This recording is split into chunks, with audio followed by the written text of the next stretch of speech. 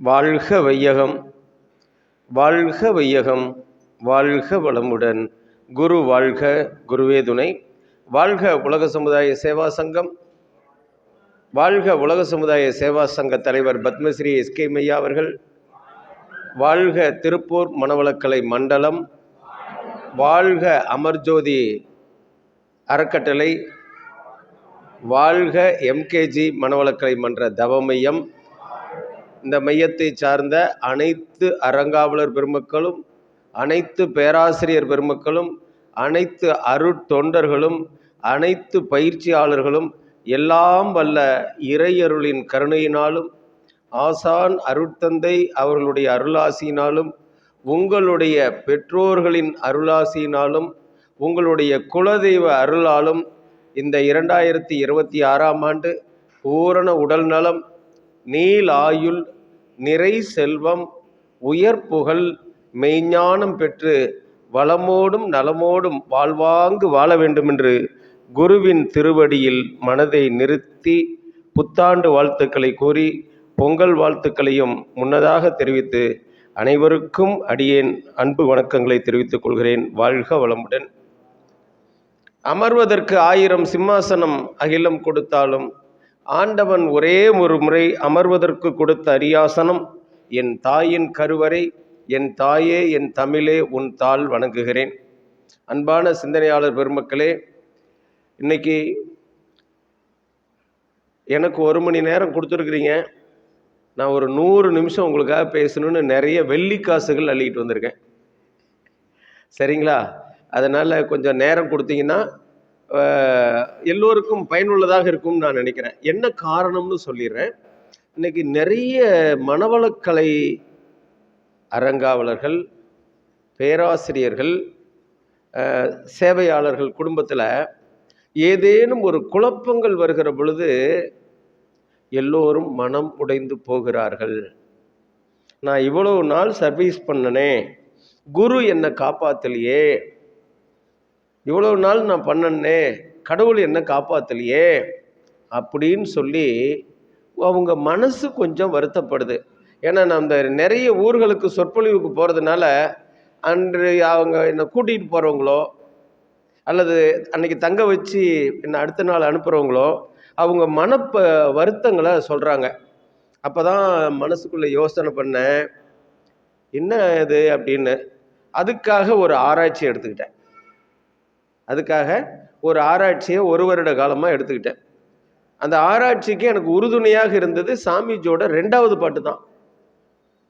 எல்லாம் வல்ல தெய்வம் அது எங்கும் உள்ளது நீக்கமற, சொல்லால் மட்டும் நம்பாதே, சுயமாய் சிந்தித்தே தெளிவாய். இந்த பாட்டு எனக்குள்ள எல்லாம் வல்ல தெய்வம் எங்கேயும் இருக்குது, அது இல்லாத இடமே இல்லை. சொல்லால் மட்டும் நம்பாதே, நீ சிந்தித்தே தெளிவாய் அப்படின்னார். இந்த வரி எனக்குள்ள ரொம்ப புரட்டி போட்டுச்சு. இந்த வரி எப்படி சாமி வச்சாங்க அப்படின்னு. அதுக்கு சாமிக்கு அவங்க தந்தையார் ஒரு பாட்டு கொடுத்திருக்கார்.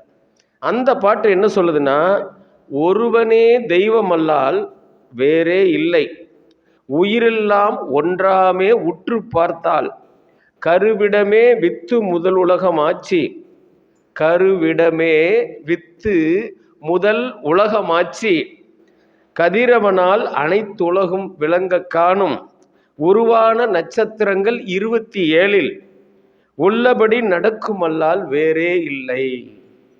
சாமிஜிக்கு அவருடைய அப்பா சொன்ன பாட்டு இந்த பாட்டு. இப்போ இந்த பாட்டை நான் ரொம்ப ஆராய்ச்சி பண்ண பொழுது எனக்கு சில விளக்கங்கள் கிடைச்சது. அந்த விளக்கத்தை தான் இப்போ நாம் இன்றைய ஆராய்ச்சிக்கு எடுத்திருக்கோம். நம்ம உள்ளங்கைக்குள்ள இருக்கிற விஷயங்க நமக்கு தெரியாது. உள்ளங்கையில் நெல்லிக்கனியை வச்சுக்கிட்டு ஊரெல்லாம் தேடி வருவோம். சரியா தப்புங்களா? உள்ளங்கையில் வெண்ணெயை வச்சுக்கிட்டு நெய்க்கு அலைஞ்சிட்டு இருப்போம். இதுதான் உலகத்தில் நடந்துட்டு இருக்கிற விஷயம். அப்படி இருக்கிறதுனால தான் நான் இந்த முயற்சி எடுத்தேன். இதில் பார்த்தீங்கன்னா சாமிஜிக்கு அவங்க தந்தையார் கொடுத்த பாட்டு தான் அவருக்குள்ள நிறைய கேள்வி எழுப்பிச்சு. அந்த கேள்வியினுடைய விடைதான் உயிர் இயக்கம், உடல் இயக்கம், மன இயக்கம். அதாவது இறைநிலையே தான் விண்ணாச்சு. அந்த விண் தான் உலகத்தில் 5 பஞ்சபூதங்கள் ஆச்சு. 5 பஞ்சபூதங்கள் தான் 5 அறிவு ஜீவன்களாக வந்து 6வது அறிவு மனிதனாகுச்சு. சாமிஜி இதை ஒரு பாடல்ல சொல்லுவாரு, வினைப்பதிவே தேகம் கண்டாய். வினைப்பதிவே தேகம் கண்டாய். இப்பதான் நம்ம புரிஞ்சுக்கணும், நம்ம எத்தனையோ பிறவிகள் எடுத்து ஒவ்வொரு பிறவியிலும் செய்த செயலினுடைய விளைவு தொக்கி நிற்கிற பொழுது கர்மாவாக கூடி வருகிறது. அந்த சஞ்சித கர்மா முழுசா தெரிஞ்சுக்கிட்டு எப்ப நான் யாரு அப்படிங்கிற ரகசியத்தை புரிஞ்சிக்கிற அறிவு இந்த ஆத்மாவுக்கு கிடைச்சதோ அப்ப இந்த ஆத்மாவுக்கு இப்படி ஒரு தேகம் கிடைத்திருக்கிறது. இந்த தேகத்தை தெரிஞ்சுக்கணும்னா அதுக்கு என்ன வேணும்? அவை பாட்டி சொல்றதுதான், ஞானமும் கல்வியும் வேணும். இன்னைக்கு கல்வி கிடைச்சிருச்சு, ஞானம் கிடைக்கல. அந்த கல்வியை வந்து நாம் எப்படி பயன்படுத்துகிறோம் அப்படிங்கிறதுல பெரிய விஷயம். கல்விக்குள்ள உயிரறிவை வச்சு பயன்படுத்தினா, இங்கே 1000 பேருக்கு கையெழுத்து போடுறதுக்காக இறைவன் எனக்கு இந்த பதவியை கொடுத்துருக்கிறான்னு ஒவ்வொரு அதிகாரியும் நினச்சிட்டா, அந்த காகிதத்துக்கு கீழே இன்னொரு காகிதத்தை எதிர்பார்க்க மாட்டார்கள். கண்ண காகிதம்னு உங்களுக்கு புரிஞ்சிருக்கும், சரிங்களா? பால்காரர் இவ்வளவு குழந்தை தெய்வங்களுக்கு பால் ஊத்துகிற பாக்கியத்தை இறைவன் எனக்கு கொடுத்துருக்கிறார் அப்படின்னு நினைச்சிட்டாருன்னா எந்த பால்காரரும் தண்ணி ஊற்ற மாட்டார், சரிங்களா? எல்லா பொருளும் இதில் இருந்து அப்படியே எல்லாமே நீங்கள் கணக்கு போட்டுக்குங்க, அவ்வளோதான் விஷயம். அப்படி வர்ற போது நாம் சிந்திக்க வேண்டிய இடத்துல இருக்கோம். அப்போ தாவரமாக பிறந்துச்சு, அதுதான் முதல் ஓரறிவு ஜீவன். அந்த தாவரத்தையே வகைப்படுத்தி பாருங்க, ஒவ்வொரு வகைக்கும் ஒரு குணம் இருக்கும். துளசி ஒரு செடி தான், அது ஒரு புனித தீர்த்தத்துக்கு உண்டானதாக வருகிறது. வேப்பிலை அதுவும் ஒரு செடி மரம் தான், அது ஒரு மருத்துவத்துக்குரியதாக ரெண்டுமே மருத்துவம் தான், ஆனால் இது தன்மை வேற, அது தன்மை வேற. எட்டி மரம் அதுவும் மரம் தான், ஆனால் அது சாப்பிட முடியல, இல்லைங்களா? இப்போ இப்படி ஒவ்வொரு தாவரத்திற்குள்ளாரையும் ஒரு பதிவு இருக்கிறது. அந்த தாவர இலையை பூச்சி சாப்பிட்ற போது அந்த இலையை உண்டதற்கான கர்மா அதுக்கு வந்துருச்சு. அந்த புழுவை கொத்தி தின்ன கோழிக்கு அதனுடைய கர்மா வந்துருச்சு. கர்மா எங்கிருந்து வருதுன்னு நம்ம புரிஞ்சுக்கணும். அப்போ அந்த கோழிய யார் தாங்க திங்கிறாங்க? இப்பதான் புரிஞ்சுக்கணும், இது இப்பதான் புரிஞ்சுக்கணும் நீங்க, சரிங்களா? நாம் என்ன சாப்பிட்டாலும், அன்னைக்கு ஒரு பழமொழி சொன்னாங்க, என்ன பழமொழி? கொன்னார் பாவம் தின்னால் தின்னாரை சேரும். தின்னார் தீரும்ங்கிறது கிடையாது, தின்னாரை சேரும். இப்போ யாரெல்லாம் சாப்பிட்டீங்களோ அதனுடைய பதிவு ரத்தமாச்சு, ரசமாச்சு, ரத்தமாச்சு, சதையாச்சு, கொழுப்பாச்சு, எலும்பாச்சு, மஜ்ஜையாச்சு, விந்துநாதம்ங்கிற சுக்கிலத்தில் பதிவாச்சு. அந்த சுக்கிலம் இருக்கிற இடத்துக்கு பேர் கருமையம். கர்மா வந்து கருமையத்தில் உள்ள மாட்டிச்சு, சரிங்களா? இப்படி எல்லாம் வந்தது. இப்போ நம்மளை யார் என்னன்னு தெரிஞ்சுக்கிற காலம் வந்த பிறகுதான், நம்ம வீட்டில் இருக்கிற வரைக்கும் நம்ம கத்திரிக்காய் பெருசு தாங்க. அது எப்போ நம்ம வீட்டில் இருக்கும்போது கத்திரிக்காய் நம்ம ஒரு விலை சொல்லுவோம், மார்க்கெட்டுக்கு வந்த பிறகுதான் இந்த கத்திரிக்காயோட வேல்யூ என்னன்னு தெரியும். அப்படி நம்ம மனிதராக பிறந்த பிறகு நமக்கு என்ன வேல்யூன்னு தெரியுது. இப்போ எல்லாரும் என்ன பண்றோம் அப்படின்னா, நான் யார் என்று தெரிந்து கொள்ளவே இல்லை. சாமிஜி அதான் அகத்தாய்வுள்ள தத்துவம் வச்சிருக்காரு. நம்ம எல்லாமே பக்கத்து வீட்டுக்காரர்களை பார்த்தே பாழா போயிட்டோம், சரிதானா? ஒருத்தர் வீட்டில் ஐஏஎஸ் படித்தாங்கன்னா நம்ம பிள்ளையும் ஐஏஎஸ் படிக்க வைக்கணும். ஒருத்தர் டாக்டர் படிக்க வச்சா நம்ம பிள்ளையும் டாக்டர் படிக்க வைக்கணும். ஒருத்தர் வக்கீல் படிக்க வச்சா நம்ம பிள்ளையும் வக்கீல் படிக்க வைக்கணும். நம்ம மனசு இப்படியே போய் அடுத்தவங்களை பார்த்தே பழகி நாம நம்மளுடைய சுய ரூபத்தை இழந்து விட்டோம். இதை நம்ம எஸ்கேஎம் ஐயா கர்மயோகம் பேசும்போது சொல்லுவார், நீங்க யாரு? கடவுளுடைய ஜெராக்ஸ் அப்படிம்பார். எல்லாருக்குள்ளாரையும் இறைவன் ஏதோ ஒரு திறமையை வைத்திருக்கிறான். இப்ப வச்சிருக்கானா இல்லையான்னு ஒரு சின்ன எக்ஸாம்பிள் டெஸ்ட் வச்சுட்டு நம்ம அடுத்தது உள்ள போலாம். இங்க இருந்து அவிநாசி வரைக்கும் உங்க நிலம், அப்படியே கண்ணை மூடி பாருங்க. அவிநாசி வரைக்கும் இருக்கிற பூமியை நீங்க ஒருத்தர் வெள்ளாம பண்ண முடியுமா? இங்கே ஒரு 2000 பசுமாடு இருக்குது, உங்களால் பால் கறக்க முடியுமா? உங்களால் சாணி அள்ளி போட முடியுமா? மாட்டுக்கு தீவனம் வெட்ட முடியுமா? இப்போ ஏன் கடவுள் எல்லாருக்கும் கொஞ்சம் கொஞ்சம் நிலத்தை கொடுத்து நீ இந்த வேலையை செய்யணும் விட்டுருக்காருன்னு இப்போ புரிஞ்சுக்குங்க. சரிங்களா? அப்போ இந்த மாதிரி யாருக்கு எதை கொடுத்தால் அவர் திறம்பட செய்வாரோ அவருக்கு அதை இறைவன் கொடுத்துருக்கிறார். அதான் நம்ம புரிஞ்சுக்கணும். இப்போ எனக்குள்ள என்ன இருக்குன்னு நம்ம தெரிஞ்சுக்கவே இல்லைங்க. அதன் காரணமாக நாம் போராடி கொண்டிருக்கிறோம். முதல் விஷயம் தான்.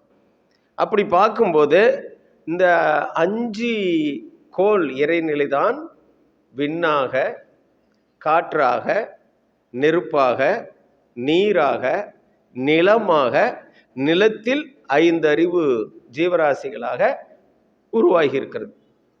இந்த 5 பற்றி அன்றைய ஞானிகள் சொன்னது பஞ்சாங்கம்னு ஒன்று வச்சு அதில் 5 விஷயங்களை ஃபோக்கஸ் பண்ணாங்க. ஒன்று, நம்ம இந்த உலகத்தில் பிறந்ததுக்கு ஒரே ஒரு அடையாளம் தாங்க, வேற எதுவுமே கிடையாது. நம்மளுடைய அந்த சத்துக்களை உறிஞ்சி உடலுக்கு கொண்டு போய் கொடுக்கறது. அடுத்தது இருதயம், அதுதான் ரத்தத்தில் கொண்டு எல்லா சிலருக்கும் கொண்டு போகிறது. அடுத்து உடம்புல இருந்து சாக்கடையை வெளியேற்றணும்ல, சிறுநீரகம். எவ்வளோ அற்புதமாக இறைவன் 5 பஞ்சபூத உறுப்புகளை உள்ள வச்சு இந்த 5 உறுப்பும் இயங்கினா நீ சந்தோஷமா இருப்பேன்னு சொன்னார். சரி, இந்த 5 உறுப்பும் எதை எதை இயக்குது? இந்த 5 ராஜ உறுப்புகள் எதை எதை இயக்குதுன்னு பார்த்தீங்கன்னா, இந்த ரோமம், இந்த தசை, இந்த தோல், இந்த எலும்பு, இந்த நரம்பு, இதெல்லாம் நிலத்தினுடைய தன்மையில் இயங்குது. நிலத்தினுடைய தன்மையில தான் இதெல்லாம் இயங்குது. அடுத்தது இரத்தம், கொழுப்பு, பித்தம், கழிவு, இது பூரா நீரினுடைய தன்மையில இயங்குது. இப்போ வீடு கழுவணும்னா என்ன பண்ணுறோங்க?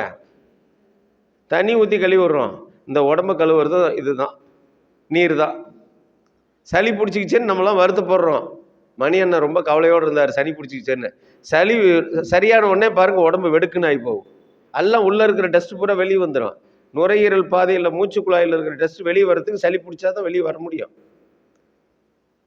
இறைவன் எவ்வளோ பெரிய ஒரு அம்சத்தை அதில் வச்சு உடலை ரீசைக்கிள் பண்ணுற வேலையை சளி தான் செய்யுது. அடுத்தது பார்த்தீங்கன்னா பசி, தாகம், செரிமானம், வெப்பம், இதை எது பண்ணுது அப்படின்னா நம்ம உடம்புல நெருப்பு தான். உள்ளே எரிஞ்சாதான் காலையில் போட்ட தோசையோ இட்லியோ எரித்து மாற்றினா மட்டும்தான் மத்தியானத்துக்கு பசி எடுக்கும்.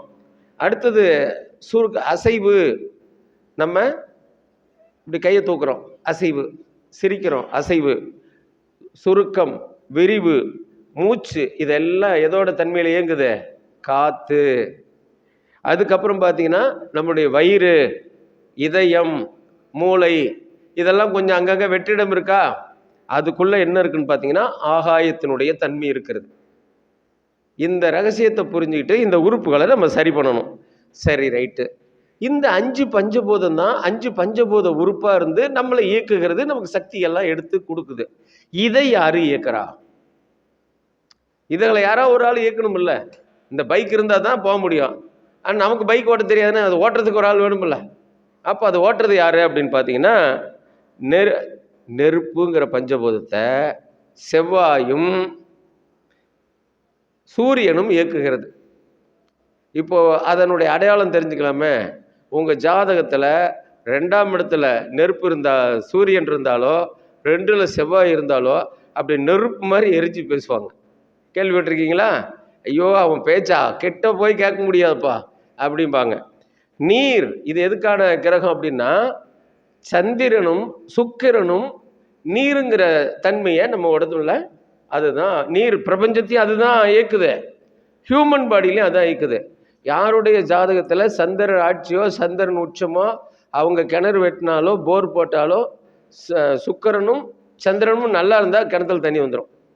சுக்கிரன் நீச்சமாகி போயிருந்தாலோ சந்திரன் நீச்சமாகி போயிருந்தாலோ அவங்க போர் போட்டாலும் தண்ணி கிடைக்காது. என்னையா எவ்வளோ பெரிய ரகசியம் இந்த கோள்கள் நமக்கு சொல்லுது பாருங்க. ஆராய்ச்சி பண்ணி இதெல்லாம் தெரிஞ்சுக்கிட்டோம்.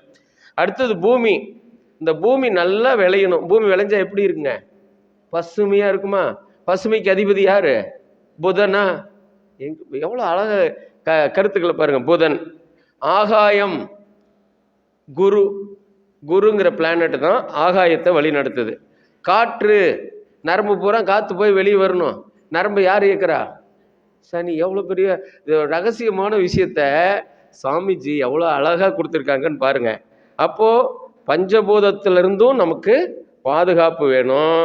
அதுக்கப்புறம் நவக்கிரகத்திலிருந்தும் நமக்கு பாதுகாப்பு வேணும். ஏன்னு கேட்டிங்கன்னா 5 பஞ்சபூதமும் நம்ம உடம்போட தொடர்பு கொண்டு இருக்குது. நவக்கோள்களும் நம்ம உடம்பை இயக்குது. அப்போ இதுக்கெல்லாம் நம்ம என்ன பண்ணணும்? அதனால தான் மன இயக்கம் வருது. இப்போது யாருடைய ஜாதக கட்டத்திலேயாவது சனியும் சந்திரனும் ஒன்று சேர்ந்திருந்தால் அவங்களுக்கு அடிக்கடி மன உளைச்சல் ஏற்படும், மனக்குழப்பம் ஏற்படும். அவங்களுக்கு மன உளைச்சலுக்கு பிரசன்ன வெங்கடாஜலபதி கோயில் குணசீலத்துக்கு போக சொல்லுவாங்க. நீங்கள் அங்கெல்லாம் போக வேணாம், நமக்கெல்லாம் இடம் வேற, சரிங்களா? அப்போது இந்த நிலைப்பாட்டை பார்க்கணும். சாமிஜி என்ன பண்ணார்? மன இயக்கம் சரியாகிறதுக்கு என்ன கொடுத்துருக்காரு? அகத்தவம். உடல் இயக்கம் சரியாகிறதுக்கு என்ன கொடுத்துருக்காரு? உடற்பயிற்சி. உயிர் இயக்கம் சரியாகிறதுக்கு என்ன கொடுத்துருக்காரு? ஆமாங்க, இந்த ரகசியம் தெரிஞ்சுக்கிட்டா நம்ம ஜெயிச்சிடலாங்க. இப்போ இது சாமிஜி அதுக்காக நம்ம கொடுத்த வாய்ப்பு என்னன்னு பார்த்தீங்கன்னா, எத்தனையோ தவம் கொடுத்தாங்க. 9 வகையான தவம் கொடுத்துருக்காரு சாமிஜி. இந்த 9 வகையான தவத்தில் ஒரே ஒரு தவத்தை மட்டும் எல்லாருமே செய்யலாம் அப்படின்னாங்க. ஏன் அதை சாமி அப்படி கொடுத்தாங்க? ஆக்னைனா பயிற்சிக்கு வந்தால் தான் கொடுக்கணும், துரியம் பயிற்சிக்கு வந்தால் தான் கொடுக்கணும், சாந்தி பயிற்சிக்கு வந்தால் தான் கொடுக்கணும், 9 மையதவும் பயிற்சிக்கு வந்தால் தான் கொடுக்கணும். ஏன் பஞ்சபூத நவகிரகத்தை மட்டும் எல்லாரும் செய்யலான்னு சொன்னாங்கன்னா, எல்லாருடைய உடம்பை இயக்கிறதும் எல்லாருடைய மனசை இயக்கிறதும் 9 கோள்கள் தான், இந்த பஞ்சபூதம் தான். இதை நீங்கள் கொஞ்சம் பயிற்சிக்கே வராட்டியும் பரவாயில்லப்பா, வீட்டில் இருந்து எல்லாரும் கேளுங்க, நீ கொஞ்சம் அட்ஜஸ்ட் பண்ணி போனீங்கன்னா அம்மா அப்பாவுக்கு மனசு கொஞ்சம் லகுவாக இருக்கும்னு சொல்லி தான் இந்த தவத்தை எல்லாருக்கும் பண்ண சொல்லியிருக்காரு. அப்படி எல்லாருக்கும் பண்ண சொன்னதை நாம் பண்ணுறோமான்னு கேளுங்க. என்னுடைய இத்தனை உள்ளுறுப்புகள் இந்த நிலத்தின் தன்மையால் பலம் பெறுகின்றன, நிலத்திற்கு நன்றி, வாழ்க வளமுடன் சொல்லி நாம் அதுவாக மாறிவிட்டால் இதில் வெற்றி பெற்று விடலாம். அப்போ என்ன பண்ணுற சாமி? அதில் தாங்க ஒரு பெரிய பொக்கிஷம். எப்படி சாமி உயிர் கலப்பு கொடுக்குறாருன்னு பாருங்க. மண்ணாலும் மண்ணிலிருந்தும் இரவும் பகலும் எல்லா நேரங்களிலும் எல்லா இடங்களிலும் காப்பு பெறுவோம். நீங்கள் நல்லா புரிஞ்சுக்கோங்க. இந்த அருட்காப்பு நீங்கள் போட்டுட்டீங்கன்னா உங்களுக்கு எது வந்தாலும் அந்த கோட்டுக்கு வெளியே தான், கோட்டுக்குள்ளே உங்களுக்கு வரவே வராது. இது பெரிய ரகசியம் சாமிஜி கொடுத்த அருட்காப்பு.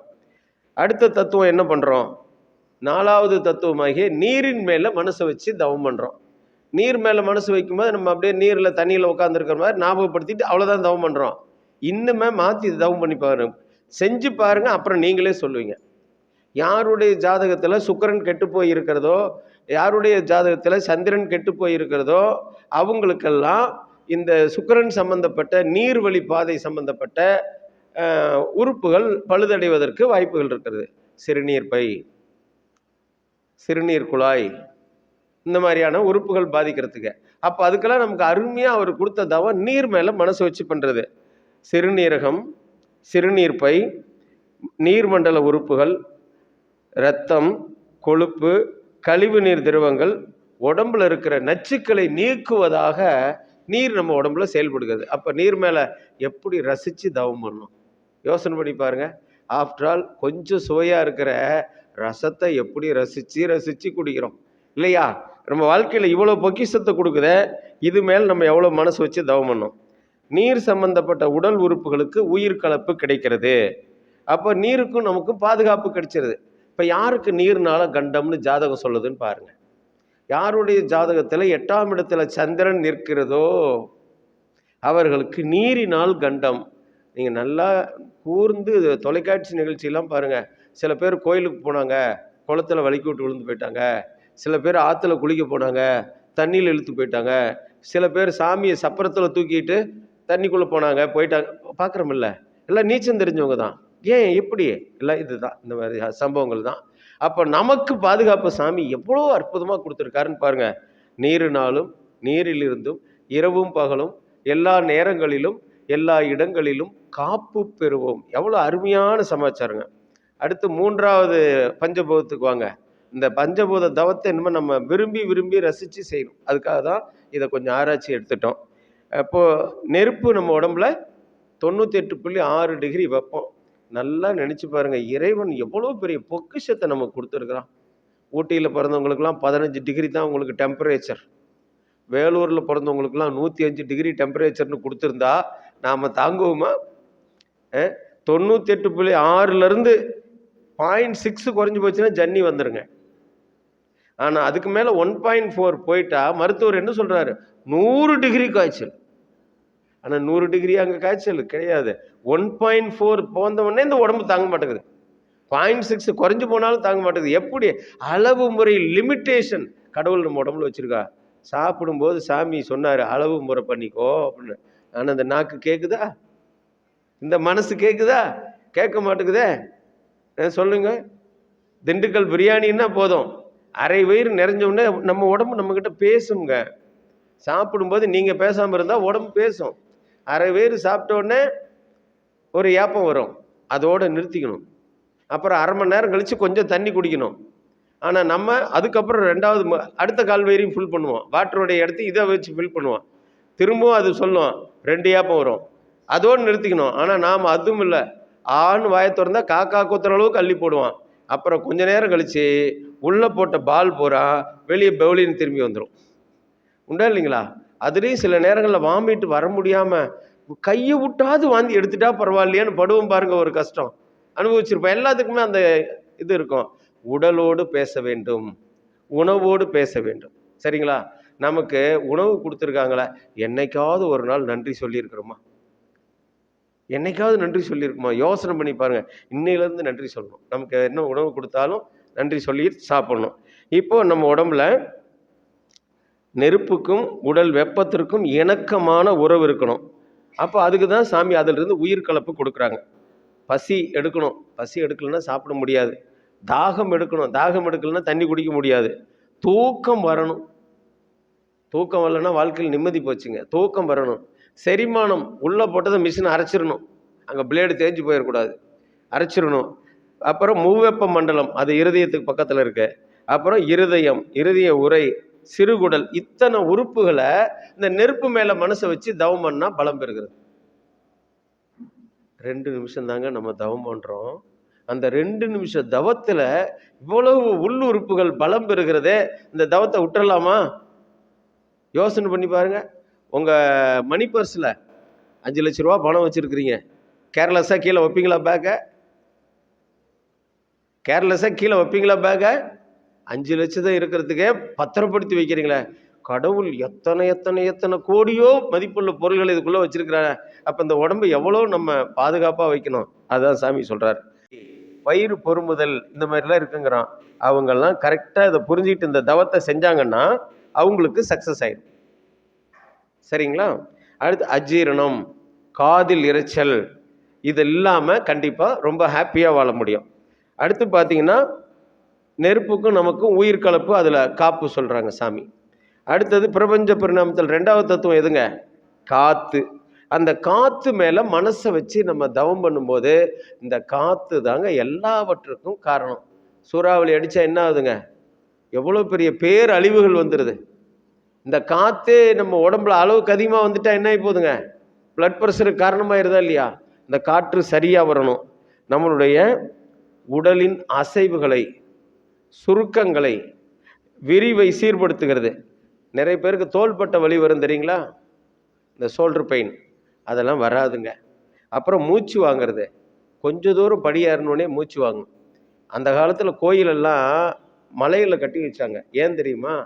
நீங்கள் இப்படி ஏறி போயிட்டு வந்தீங்கன்னா உடல் உறுப்புகள் பூரா இயங்கி உள்ளே இருக்கிற கழிவுகள் வெளியே போய், சபரிமலைக்கு போயிட்டு வந்தவங்களுக்கு தெரியும், வேர்த்து கொட்டும். அந்த பம்பையில் அப்போ தான் குளிச்சுட்டு போவாங்க. அந்த அப்பாச்சி மேடு ஏறுறதுக்குள்ளாரே வேர்த்து ஒழுகி துணியெல்லாம் நனைஞ்சு போகும். அந்த மாதிரி தான் கோயில்கள் வச்சாங்க. இங்கே கூட பக்கத்தில் ஓதிமலை ஒரு அற்புதமான கோயில். அது காரணம் என்னன்னு கேட்டிங்கன்னா, இந்த உடல் இயக்கங்களை சீர் செய்யறதுக்கான ஒரு தலங்கள் அந்த இடங்கள்லாம். அப்போது இந்த வழி, இத்தனை வழி நமக்கு காற்றின் மேலே மனசை வச்சு தவம் பண்ணும்போது சரியாகும். அடுத்து பிரபஞ்சத்தில் விண் அப்படிங்கிற முதல் தத்துவத்து மேலே மனசை வச்சு தவம் பண்ணும்.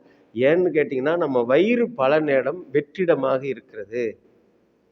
நம்மளுடைய மூளை செல்களில் பல இடங்கள் வெற்றிடமாக இருக்கிறது. நம்முடைய இதயத்தில் வெற்றிடமாக இருக்கிறது. அந்த இடத்தெல்லாம் என்ன நிரப்புதுன்னு சொன்னால் விண் சக்தி தான் போய் நிரப்புது. அப்போ இத்தனை உறுப்புகள் சரியாகணும்னு வச்சுக்கோங்க, நம்ம எது மேலே மனசு வச்சு பண்ணணும்? ஆகாயத்தின் மேலே மனசை வச்சு தவம் பண்ணணும். நம்ம இது நாள் வரைக்கும் விண்ணின் மீது மனம் வைத்து தவம் செலுத்துகிறோம் நினைக்கிறேன். நான் பாட்டில் இப்படி உட்காந்துட்டு அப்படி தவம் பண்ணிட்டு இருக்கோம் இல்லைங்களா? அப்படி இல்லாமல் இதை புரிந்து கொண்டு அந்த விண்கள் எப்படி இருக்குன்னு கம்ப்யூட்டரில் பார்க்கணும்.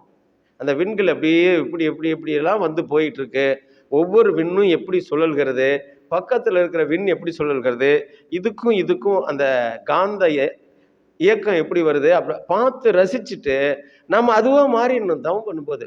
அப்போ மாறுகிற போது இத்தனை நன்மைகளை நம்ம பெற முடியும். இப்போ இதுக்கு அடுத்து சாமி, இதெல்லாம் விஞ்ஞானம் தானே, இது முழுக்க விஞ்ஞானம் தானே. இதையே நம்ம மெய்ஞானம்னு பார்க்கணும், விஞ்ஞானபூர்வமாகவே பாருங்க. இப்போ இதெல்லாம் நோய் இல்லாமல் வாழ்வதற்கு சாமிஜி கொடுத்த இயக்கம் தான் உடல் இயக்கத்துக்கு உடற்பயிற்சி, இந்த தங்குதடை இல்லாமல் வாழ்கிறதுக்கு. அப்போ அது நமக்கு எவ்வளோ பெரிய பொக்கிஷம். அந்த உடற்பயிற்சி நம்ம புரிஞ்சுக்கணுங்க, புரிஞ்சுக்கிட்டு நம்ம செய்யணும். இப்போ இந்த 5 பஞ்சபூதத்தையும் இயக்கிறது யாரு? 9 கோள்கள். அந்த 9 கோள்லையும் ஒவ்வொரு கோளுக்கும் ஒரு தன்மை உண்டுங்க. இப்போதான் நம்ம கேரக்டரே நம்ம புரிஞ்சுக்கணும். நான் எல்லாருமே நான் அவர் மாதிரியே இருக்கணும்னு நினைக்கிறேன். அவர் மாதிரி மேக்கப் போடணும்னு நினச்சா தப்பு இல்லை, அவர் மாதிரி பைக் வாங்கணும்னு நினச்சா தப்பு இல்லை, நான் அவராகணும்னு நினைக்கக்கூடாது. அதை விட பெரிய ஆற்றல் நமக்குள்ள இருக்குது. இப்போ 9 கோள்களே எப்படி இருக்குன்னு பாருங்களேன். சூரியன் அப்படிங்கிற கோள் எடுத்துக்கிட்டீங்க அப்படின்னா ஒரு மனிதருக்கு ஆத்ம பலத்தை தரக்கூடிய கோளாக இருக்கிறது சூரியன். சந்திரன் அப்படிங்கிற ஒரு கோள் எடுத்து பார்த்தீங்கன்னா ஒரு மனிதனுக்கு மனதுக்காரகன், மனோபலம் தரக்கூடிய கோள் சந்திரன். அடுத்தது குரு எடுத்துக்கிட்டிங்கன்னா அறிவாற்றலை தரக்கூடிய கோளாக குரு இருக்கிறது. ராகு போகத்தன்மை, அனுபவிக்கணும், ஹோட்டலுக்கு போகணும், நல்லா டேஸ்ட்டாக சாப்பிட்னா எங்கே போகிறது, மேட்டுக்கடையில் போனால் இட்லி சூப்பராக இருக்கும்ப்பா, அங்கே கவுண்டர் பஸ் இருக்குப்பா, சூப்பராக இருக்கும்ப்பா அப்படிம்பாங்க. சில பேர் டீ குடிக்கிறதுக்கு இங்கேருந்து கல்லாறு போவாங்க. சரியா தப்புங்களா?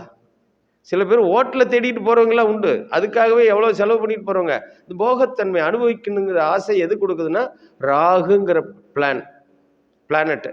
அந்த ராகுங்கிற பிளானட்டு. புதன் புத்தி சாதுரியம், கல்வி, இதுக்கெல்லாம் அதிபதி புதன். அடுத்தது பார்த்தீங்கன்னா சுக்கிரன் கலையார்வம், எந்த ஒன்றும் கற்றுக்கணுங்கிற ஆசை. டெய்லரிங் கற்றுக்கணும், சுக்கிரன் நல்லா இருந்தால் தான் கற்றுக்க முடியும். சமைக்க கற்றுக்கணும், சுக்கிரன் நல்லா இருந்தால் தான் கற்றுக்க முடியும். டான்ஸ் ஆட கற்றுக்கணும், அத்தனை கலைகள் மேலேயும் ஆர்வத்தை கொடுக்கக்கூடியது சுக்கிரன். இப்போ சுக்கிரன் நீச்சமானவங்க போய் டான்ஸ் ஆடினாங்கன்னா கடைசி வரைக்கும் ஒரு கப்பு கூட வாங்கிட்டு வர முடியாது. வீட்டில் வந்து அப்பு வேணால் வாங்கிக்கலாம்.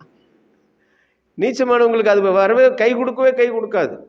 அப்போது வந்து அதனுடைய தன்மை இருக்கணும்.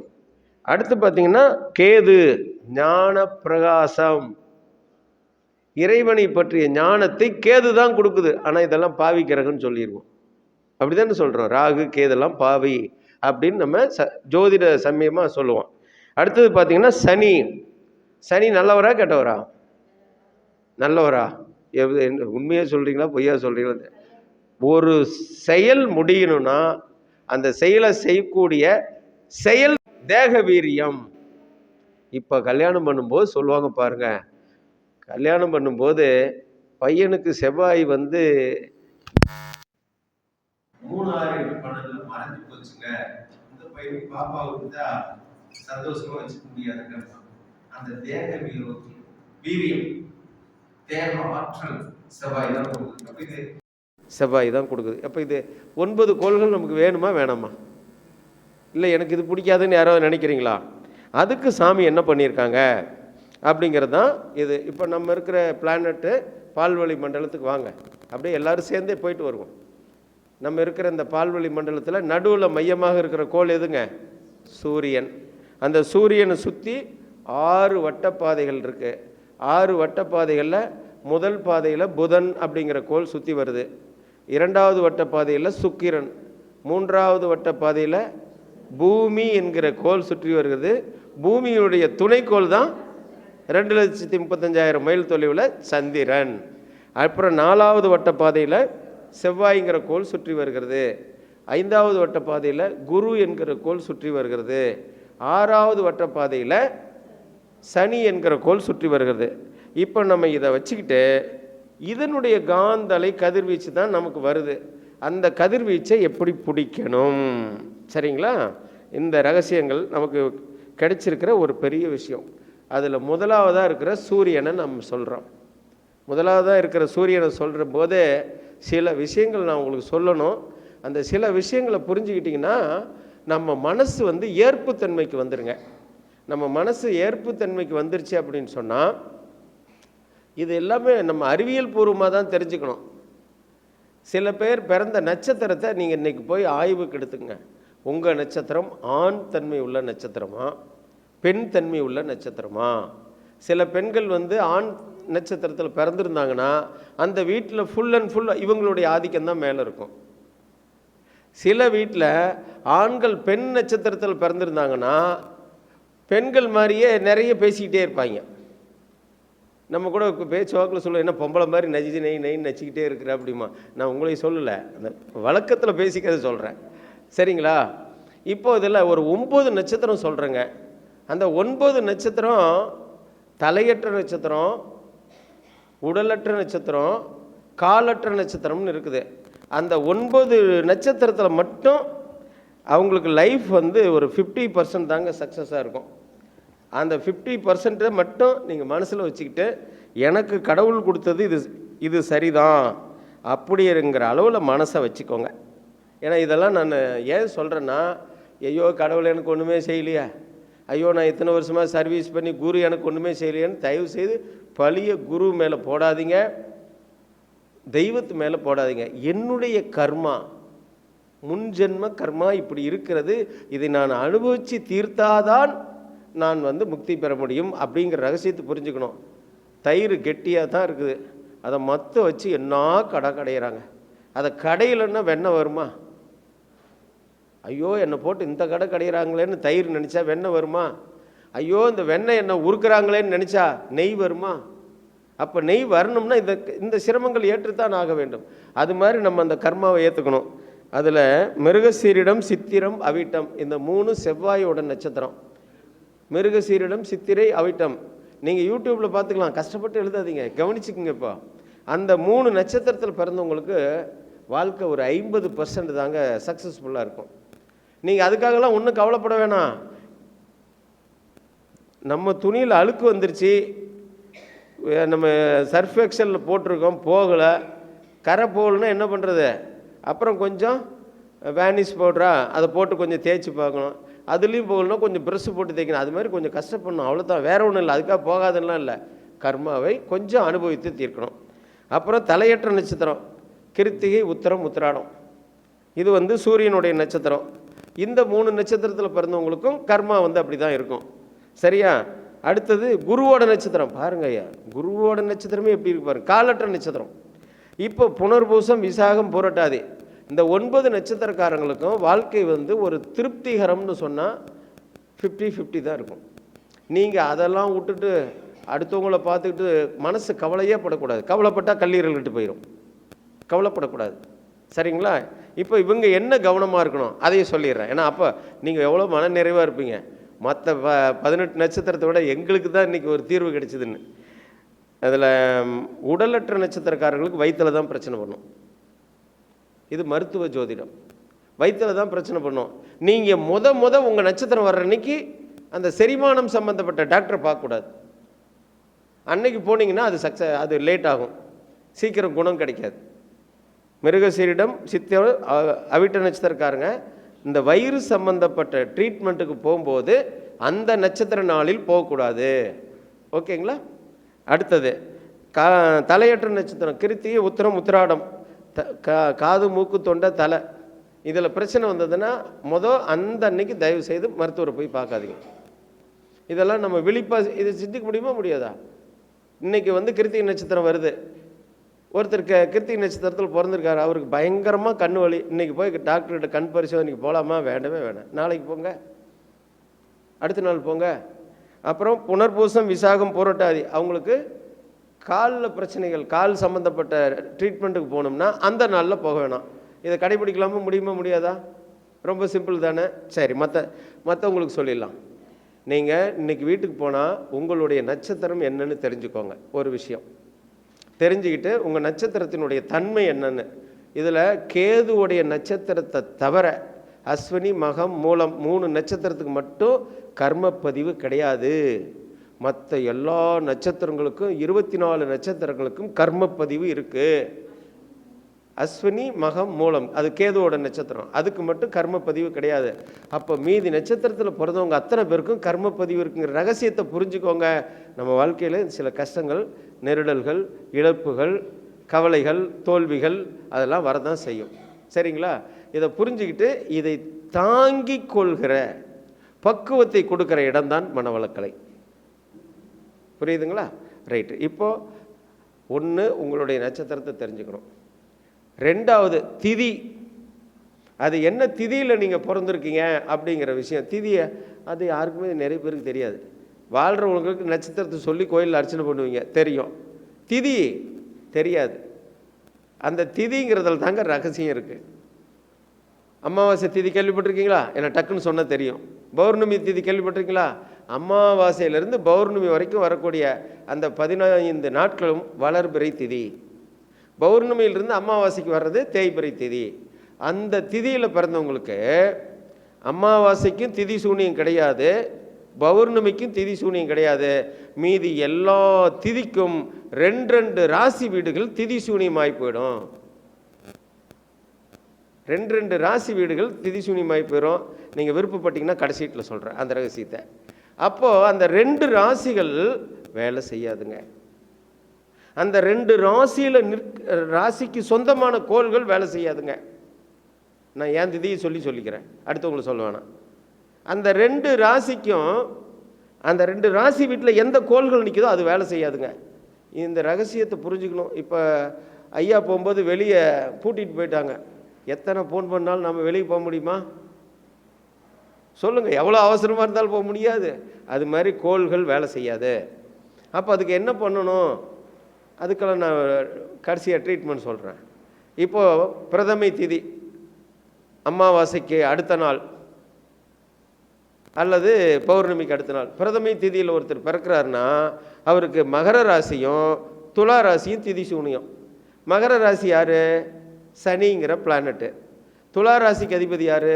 சுக்கிரன்கிற பிளானட்டு. இப்போ சனியும் அவுட்டு, சுக்கிரனும் அவுட்டு.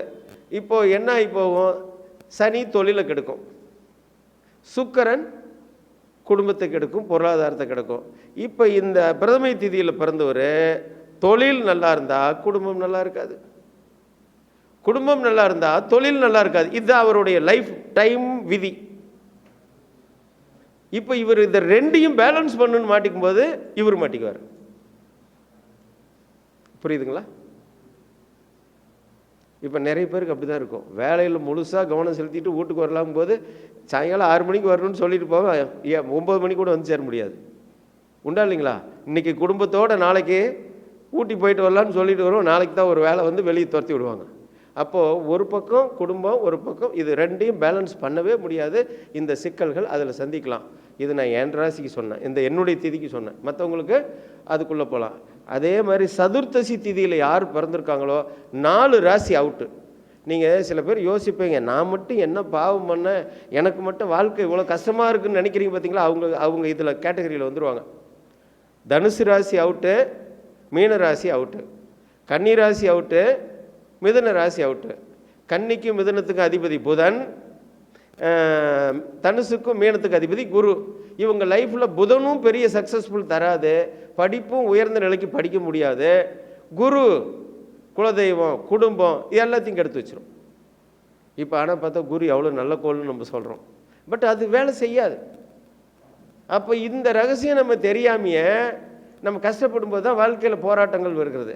இதை சரி பண்ணுறதுக்கு தான் சாமிஜி நமக்கு அழகாக இந்த தவம் கொடுத்துருக்காரு. அதுக்காக தான் இதை சொல்ல வரேன், இல்லைன்னா சொல்ல மாட்டேன். அப்போ தனுசு மீனராசி அந்த சதுர்த்தசி திதியில் பிறந்தவங்க குரு மேலே நல்ல மனசு வச்சு தவம் பண்ணும், புதன் மேலே நல்ல மனசு வச்சு தவம் பண்ணும். அதுக்காக தான் இது சொல்கிறேன். சரிங்களா? அப்படி ஒவ்வொரு திதிக்கும் 2 ராசி இருக்கிறது, இதுக்கு மட்டும் 4 ராசி இருக்கிறது. ஓகேங்களா? இந்த ரகசியத்தை புரிஞ்சுக்கோங்க. அடுத்தது நாம யோகம். இதெல்லாம் உங்களுக்கு கேள்விப்பட்டிருக்கீங்களா? யாராச்சும் கேள்விப்பட்டதில்லை. உங்களுக்கு வாழ்க்கையில் சில யோகங்கள் இருக்கும். அந்த யோகத்தை நீங்கள் அடையணும்னா உங்களுக்கு நீங்கள் பிறந்த நேரத்துக்கு ஒரு யோகம் இருக்கும். அதில் 27 நாம யோகம் இருக்குதுங்க. அதில் ஒரு சொல்லக்கூடிய நாம யோகங்கள் சுப நாம யோகம். அது வந்ததுன்னா அது கரெக்டாக அதை நடத்தி வச்சிரும். நீங்கள் அசுப நாம யோகத்தில் பிறந்துட்டு இந்த சுபநாம யோகத்துக்காரனை பார்த்து அவனை மாதிரியே எல்லாம் நடக்கணும்னு நினச்சா நடக்காது. சில பேருக்கு பாருங்கள், எல்லாமே பிறந்த உடனே வாழ்க்கைக்கு தேவையான அனைத்து அம்சங்களும் கிடச்சிருக்கும். நல்ல பணக்கார வீட்டில் பிறந்திருப்பார். அதுக்கு எல்கேஜி போகிறதுக்கே காரில் தான் அனுப்புவாங்க. கரெக்டாக நம்ம பார்த்திங்கன்னா நம்ம குழந்தை சைக்கிள் அனுப்புறதுக்கு கூட சைக்கிள் இருக்காது. உண்டா இல்லைங்களா? இந்த போராட்டங்களுக்கெல்லாம் காரணம் என்னென்னா அசுபநாம யோகம் சுபநாம யோகம். அதில் சுபநாம யோகம் வீட்டுக்கு போய் உங்கள் நாம யோகம் என்னன்னு தெரிஞ்சால் பாருங்கள். பிரீத்தி நாம யோகம் கேட்டுங்க, அப்புறம் அங்கே இதில் வாங்கிக்கலாம். பிரீத்தி ஆயுஷ்மான் பாருங்க, அந்த நாம யோகத்தில் பேர் ஆயுஷ்மான் பவ கேள்விப்பட்டிருக்குமா? சௌபாக்கியம், சௌபாக்கிய வெட்கிறைன்ற ஞாபகத்தில் வச்சுக்கோங்க. சௌபாக்கியம், அப்புறம் சோபனம், சுகர்மம், விருத்தி, ஹர்ஷனம், வஜ்ரம், சித்தி நாமயோகம், வரியான், பரிகம், சிவம், சித்தம், சாத்தியம், சுபம், சுப்பிரம். அந்த வார்த்தைகளே கவனித்து பாருங்கள், உங்களுக்கு புரியும். பிராமியம், மகேந்திரம். இந்த நாமயோகத்தில் பிறந்தவங்களுக்கெல்லாம் சுப நாமயோகம். ஒரு எல்லாமே ஈஸியாக உங்களுக்கு லைஃப்பில் கிடைச்சிரும். அசுப நாமயோகம் யாராவது இருந்தீங்கன்னா இப்போ நீங்களே சொல்லுவீங்க. விஷ்கம்பம், விஷ்கம்ப நாமயோகத்தில் பிறந்தவங்க ரொம்ப கஷ்டப்படுவாங்க. கஷ்டத்துக்கு மேலே கஷ்டம் வந்துக்கிட்டே இருக்கும். தீர்வு நோக்கி போராட்டமாக தான் இருக்குமோ தவிர தீர்வு கிடைக்காது. அதிகண்ட நாமயோகம் பேர் பாருங்க, அதிகண்டம். அப்புறம் திருதி நாமயோகம், சூலம், கண்டம், துருவம், வியாகதம், வீதிபாதம், வைதிருதி. இந்த நாமயோகத்தில் பிறந்தவங்களுக்கெல்லாம் உடல் ரீதியாக மன ரீதியான போராட்டங்கள் நிறைய இருக்கும். அப்போ இதை நீங்கள் தெரிஞ்சுக்கிட்டு இதிலிருந்து கண்டுபிடிக்கணும். உங்கள் நாம யோகத்துக்கு யோக நட்சத்திரம் எது, யோகி எந்த கிரகம், அவயோக நட்சத்திரம் எது, அவயோகி கிரகம் எதுன்னு புரிஞ்சுக்கணும். அதை புரிஞ்சுக்கிட்டீங்க அப்படின்னு சொன்னால், இப்போ உங்களுக்கு யோக நட்சத்திரம் ஒரு நாம யோகத்துக்கு யோக நட்சத்திரம் கேட்டைன்னு வருதுங்க வச்சுக்கோங்க. கேட்டை எந்த கிரகத்துக்கு உண்டானது? ஆயில்யம், கேட்டை, ரேவதி மூணும் புதனுடைய நட்சத்திரம். அப்போ அவங்களுக்கு புதன் யோக நட்சத்திரம். இப்போ அவங்க கல்யாணம் பண்ணாங்கன்னா மாமியார் மாமனார் அவங்க மேலே அவ்வளோ கொல்ல பிரியம் வச்சுருப்பாங்க. எங்கள் மாமனார் மாமியார் மாதிரி யாருக்குமே இல்லைன்னு சொல்கிற அளவுக்கு இருப்பாங்க. அதை பார்த்துட்டு இன்னொரு வீட்டில் எனக்கு தான் வாச்சிருக்குதே சனியை அப்படின்னு சண்டை போட்டது என்ன. அந்த அம்மாவுக்கு ஆயில்ய நட்சத்திரம் அவயோக நட்சத்திரமாக இருந்துன்னு வச்சுக்கோங்க. ஆயில்யம் கேட்ட புதன் மாமனார் மாமியார் பிடிக்காது, தாய் வழி மாமன் பிடிக்காது, கல்வி இருக்காது. இப்போ புரியுதா உங்களுக்கு? அப்போ உங்கள் யோக நட்சத்திரத்தை தெரிஞ்சுக்கிட்டு நீங்கள் இப்போ தான் ரகசியத்துக்கு வரணும். என்ன செய்தாலும் சரிங்க, ஒரு சுபகாரியம் செய்கிறீங்கன்னா உங்கள் யோக நட்சத்திர நாளில் செய்யுங்க. இன்றைக்கி உங்கள் யோக நட்சத்திர நாள் வந்ததுன்னா இன்றைய நாளுக்கு என்ன சக்தி இருக்குன்னு பாருங்கள். ஒன்னொன்றுக்கு ஒரு சக்தி இருக்குது. இன்றைய நாளுக்கு ஜீவன் இருக்கிறதா, இன்றைய நாளுக்கு பார்வை ஒரு கண் பார்வையா இருகண் பார்வையா அப்படிங்கிறத கண்டுபிடிச்சி இன்றைய நாள் மேல்நோக்கு நாளா, இதையெல்லாம் ரகசியத்தை தெரிஞ்சுக்கிட்டு இன்றைய நாளில் நீங்கள் அதை செய்யுங்க. 100% சக்ஸஸ், 100% வெற்றி. இந்த ஒரு வீடு கட்ட போகிறீங்களா, உங்கள் யோக நட்சத்திரக்கார என்ஜினியராக உங்களுக்கு கிடைச்சிட்டாருன்னா சூப்பராக நீங்கள் நினச்சதுக்கு மேலே சந்தோஷமாக கட்டி கொடுத்துருவார். சொன்ன டைமுக்குள்ளே கட்டி கொடுத்துருவார். அப்போ இது அமையணுங்க. இது யாருக்கு அமையும்னா நல்ல யோகத்தில் பிறந்தால் எல்லாம் அமையும். நல்ல சுபயோன நாம யோகத்தில் பிறக்கலன்னா அமையாது. சில பேர் வீடு கட்டி போய் சிக்கனம் பார் அந்த ஆள்கிட்ட, பணத்து மேலே பணத்தை கொடுத்து வீடு இன்னும் பணம் பூரா வாங்கிட்டார், இன்னும் பாதி கூட முடியலம்பாங்க. நான் உதாரணத்துக்கு ஒன்று சொல்லுகிறேன், எல்லா தொழிலும் அப்படித்தான். இந்த பார்ட்னர்ஷிப் ஆகி மாற்றுறது இது எல்லாம் நீங்கள் திருப்பூரில் தொழில் அதிபர்கள் இருப்பீங்க, நிறைய பேர் தொழில் கூட்டு தொடங்கி தான் தொடங்கியிருப்பாங்க. அப்புறம் திடீர்னு பார்த்தா பார்ட்னரே எல்லாம் முழுக்கு போட்டு தூக்கிட்டு போயிருப்பார். அவயோக நட்சத்திரக்காரர்களை கூட வச்சா தான் நடக்கும். உங்கள் நாம யோகத்துக்கு அவயோக நட்சத்திரக்காரர்களை பார்ட்னர்ஷிப் கூட சேர்த்து போட்டிங்கன்னா அது அந்த மாதிரி தான் போய் முடியும். அப்போ சார் இது எப்படி சார் கண்டுபிடிக்கிறது? ரொம்ப ரகசியமான விஷயம். சும்மா யார் கூட பார்ட்னர் போட்டு தொழில் ஆரம்பிக்க போகிறீங்களா, வாங்க அண்ணா கோயிலுக்கு போய்ட்டு வரலாம், வாங்க மாப்பிள்ளை போய்ட்டு வரலான்னு போங்க. உங்கள் நட்சத்திரத்தை சொல்லி நீங்கள் கோயிலில் அர்ச்சனை பண்ணுங்கள், மாப்பிள்ளை உங்கள் நட்சத்திரமும் சொல்லுங்கன்னு கேட்டுங்க. சொல்லி அர்ச்சனை நீங்களே பண்ணுங்க, தெரிஞ்சு போவோம் இது நமக்கு ஆகுமா ஆகாதான்னு. புரியுதுங்களா? அப்படி பண்ணிங்கன்னா நிச்சயமாக தோல்வியிலிருந்து வெற்றிக்கு வரலாம். இது ரொம்ப லகுவான விஷயம். நீங்கள் அவயோக நட்சத்திரக்காரர் பிஸ்னஸ் பார்ட்னரில் போட்டு பண்ணிங்கன்னா கட்டுச்சோத்தில் பெருச்சாலியை வச்சு கட்டின கதை. இப்போ நிறைய பேருக்கு வில்லங்கங்கள் அங்கே தான் ஆரம்பிக்குது. இதை ஏன்னா நான் ஒரு 500 ஜாதகத்தை ஆராய்ச்சி பண்ணேன், அதனால தான் இதில் எனக்கு தெரிய வந்துச்சு. தெரிய வந்ததுக்கான ரகசியம் தான். அப்போது உங்களுடைய யோக நட்சத்திரம் என்னன்னு தெரிஞ்சுக்கோங்க, உங்களுடைய அவயோக நட்சத்திரத்தை தெரிஞ்சுக்கோங்க. யோக நட்சத்திரத்தில் செய்யுங்க, அவயோக நட்சத்திரத்தை தள்ளி போடுங்க, செய்யாதீங்க. அடுத்தது கர்ணநாதன். நீங்கள் என்ன கர்ணத்தில் பிறந்திருக்கீங்கன்னு பாருங்கள். 11 கர்ணம் இருக்கும். அதில் 1-2 கர்ணத்தை உங்களுக்கு சொல்கிறேன். அதில் பவ கர்ணத்தில் பிறந்தவங்க எனக்கு இப்போவே வேணும் செய்து கொடுப்பீங்களா, கொடுக்க மாட்டீங்களா? தருவீங்களா, தரமாட்டீங்களா? இந்த கேரக்டர் இதை நீ ஒவ்வொருத்தரும் புரிஞ்சுக்கணும். அப்போ உங்களுடைய கர்ணம் என்ன கர்ணம் அதை புரிஞ்சுக்கிட்டு அந்த கர்ணநாதன் எதுன்னு தெரிஞ்சுக்கோங்க. அது மேலே மனசை வச்சு தவம் பண்ணுங்க, அவ்வளோதாங்க விஷயம். பவ கர்ணத்துக்கு செவ்வாய் மேலே மனசை வச்சு தவம் பண்ணுங்க. ஏதாவது கஷ்டங்களா? நான் சொல்கிறது ஏதாவது கஷ்டமா? இதுக்கு ஏதாவது பணங்காசு செலவாகுமா? நீ நல்லா புரிஞ்சுக்கிட்டு இந்த தவத்தை செய்யணும். கர்ணநாதனை சரியாக பிடிச்சிக்கோங்க, யோகியை சரியாக பிடிச்சிக்கோங்க. மற்ற கோள்கள் மேலே 1 நிமிஷம் தவம் பண்ணால் இது மேலே 5 நிமிஷம் பண்ணுங்க. அப்போ உங்களுடைய வெற்றிங்கிறது நிச்சயமாக நீங்கள் நினைக்கக்கூடிய வெற்றியை அடைய முடியும். அதுக்கப்புறம் வைநாசிகம்னு ஒன்று இருக்குது, அது மருத்துவ ஜோதிடம். எந்த நட்சத்திரத்தில் பிறந்தவங்களுக்கு எந்த நட்சத்திரம் வைநாசிக நட்சத்திரம், அந்த நட்சத்திர காலில் அவங்களுக்கு அது சம்பந்தப்பட்ட உறுப்பு பாதிக்கும். அந்த ரகசியத்தை தெரிஞ்சுக்கிட்டு அதில் நீங்கள் தவம் பண்ணும்போது வெற்றியை பெற்று விடலாம். சரிங்களா? முடக்குன்னு ஒன்று இருக்குது. சூரியன் எந்த நட்சத்திரத்தில் நிற்கிதோ அதிலிருந்து எண்ணிக்கிட்டே வரணும். அதுக்கு ஒரு கணக்கு வச்சுருக்காங்க. அந்த நட்சத்திரத்தில் வரும்போது அது முடக்கு நட்சத்திரம். முடக்கு நட்சத்திரம் உங்கள் ராசியில் எத்தனாவது வீட்டுக்கு உண்டான அதிபதின்னு பாருங்கள். எந்த ராசி முடக்கம்னு பாருங்கள். 7வது ராசி முடக்கமான கல்யாணம் ஆகவே ஆகாது. எம்பிட்டு கோடி வேணாலும் பணம் வச்சுக்கோங்க, எம்பிட்டு சொத்து வேணாலும் வச்சுக்கோங்க, பங்களாலாம் எல்லா வேளாவும் வச்சுக்கோங்க, கல்யாணம் நடக்காது. 5ஆம் இடம் முடக்கமாகி போச்சுன்னா எல்லாம் இருந்தும் குழந்தை பாக்கி இருக்காது. சரிங்களா? இதெல்லாம் ரகசியம். சாமிஜி இத்தனை ரகசியத்தையும் வெளியே சொல்லாமல் ஈஸியாக உடைக்கிறதுக்கு நவக்கோள்கள் மேலே தவம் கொடுத்துருக்காரு. இப்போ நம்ம அந்த சூரியன் எடுத்துக்கிட்டு அவர் மேலே மனசை வச்சு பார்க்கலாம். இப்போ நீங்கள் ஒரு கேள்வி கேட்பீங்க, சார் இதெல்லாம் நடக்குமா சார்? உங்களுக்கு ஒரு சந்தேகம் வரும். இப்போ ஒரு ரகசியம் உங்களுக்கு புரியுற மாதிரி சொல்கிறேன். நீங்கள் ஒரு மாங்காய் செடி வச்சுருக்கீங்க உங்கள் வீட்டில். அந்த மாமரத்தை கொண்டு போய் நட்டு அது காய்க்குது. அந்த மாங்காய் மரம் பயங்கர புளிப்பு, சாப்பிடவே முடியல. இது அதில் உள்ள தன்மை புரிஞ்சுக்கிட்டீங்க. இப்போ அதை ஒரு அக்ரிகல்ச்சரல் அவர்கிட்ட கொண்டு போய் கொடுக்குறீங்க. அவர் என்ன சொல்கிறாரு, நல்ல சுவையுள்ள மாம்பழ செடி ஒன்று கொண்டுட்டு போங்க, இந்த செடியை சீவி அந்த செடி சீவி 2ஐயும் ஒட்டு போடுங்க. ஒட்டு போட்ட பிறகு அந்த செடியை வளர்த்துட்டு வாங்க. புதுசாக வரக்கூடிய தளிரெல்லாம் மேலே விட்டுட்டு பழைய தளிர் கிளைகளை வெட்டிடுங்க. இப்போ அந்த செடியை வைங்க, இது காய்க்கக்கூடிய கனிகள் சுவை மிகுந்ததாக இருக்கும்னு தாவரவியல் விஞ்ஞானம் சொல்லுது. அது ஹைப்ரிட். இப்போ அதை நீங்கள் எவ்வளோ வேணாலும் அந்த இனத்துக்குள்ளாரியே அதனுடைய சுவையை கூட்டிக் கொண்டே போக முடியும். இப்போ புரிஞ்சுதா உங்களுக்கு? இப்போ நீங்கள் மாமரத்தை நட்டு வச்சுட்டு ஐயோ பலாப்பழம் வரலையே,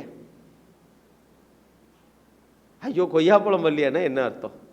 நமக்கு புதன் கெட்டு போச்சுன்னா படிப்பு வராது, மேற்கொண்டு கல்வியை பண்ண முடியாது. கவலைப்பட்டுக்கிட்டு பையனை கொண்டு போய் திண்டுட்டே பக்கத்து வீட்டு பிள்ளை பாடுறான், அது இன்ஜினியரிங் காலேஜ் படிக்குது, இந்த பையனை பாடுறா, உங்கள் அக்கா வீட்டு பையனை பாரு, உங்கள் சித்தப்பா வீட்டு பையனை பாரு, எம்பிபிஎஸ் படிக்கிறான் அப்படின்னு சொந்தக்கார பிள்ளைகளையே குத்தி குத்தி காமிச்சு இந்த பசங்களை கொண்டு போய் காலேஜில் சேர்த்த வேண்டியது. அது 6 மாதம் கழித்து அட்ரஸ் இல்லாமல் இங்கேயே ஓடி போக வேண்டியது. இதுதான் சமுதாயத்தில் நடந்துகிட்டு இருக்கிற குற்றங்கள். நம்ம குழந்தைக்கு என்ன தகுதி இருக்கிறது, அதனுடைய உயர்கல்விக்கான அமைப்பு என்ன இருக்கிறது, அதை தெரிஞ்சுக்கிட்டு பேரண்ட்ஸு அவங்க மனசு விரும்புறதுல சேர்த்துனாங்கன்னா அந்த குழந்தைகள் அந்த கல்வியில் மேலே வந்துடுவாங்க. அந்த கல்வி தான் பிற்காலத்தில் தொழில் கொடுக்க போகிறது. அந்த தொழிலை சொல்லக்கூடிய இடம் தான் 10ஆம் இடம். லக்னத்திலிருந்து 10ஆம் இடம் வலது பக்கமாக எண்ணிட்டு வரணும். 10ஆம் இடம். இதில் ஒரு ரகசியம் சொல்கிறேன், ரொம்ப எளிமையான ரகசியம். உங்கள் லக்னத்திலேருந்து அப்படியே வரிசையாக எண்ணிட்டு போங்க. 1, 3, 5, 7, 9, 11ஆம் இடம் பலமாக இருந்தால் அவங்க உயிர்த்தன்மையில் ரொம்ப இதாக இருப்பாங்க, பாசமாக இருப்பாங்க. அவங்களாம் அண்ணன், அக்கா, தம்பி அப்படிங்கிற அந்த உறவு வகையில் பாசமாக இருப்பாங்க.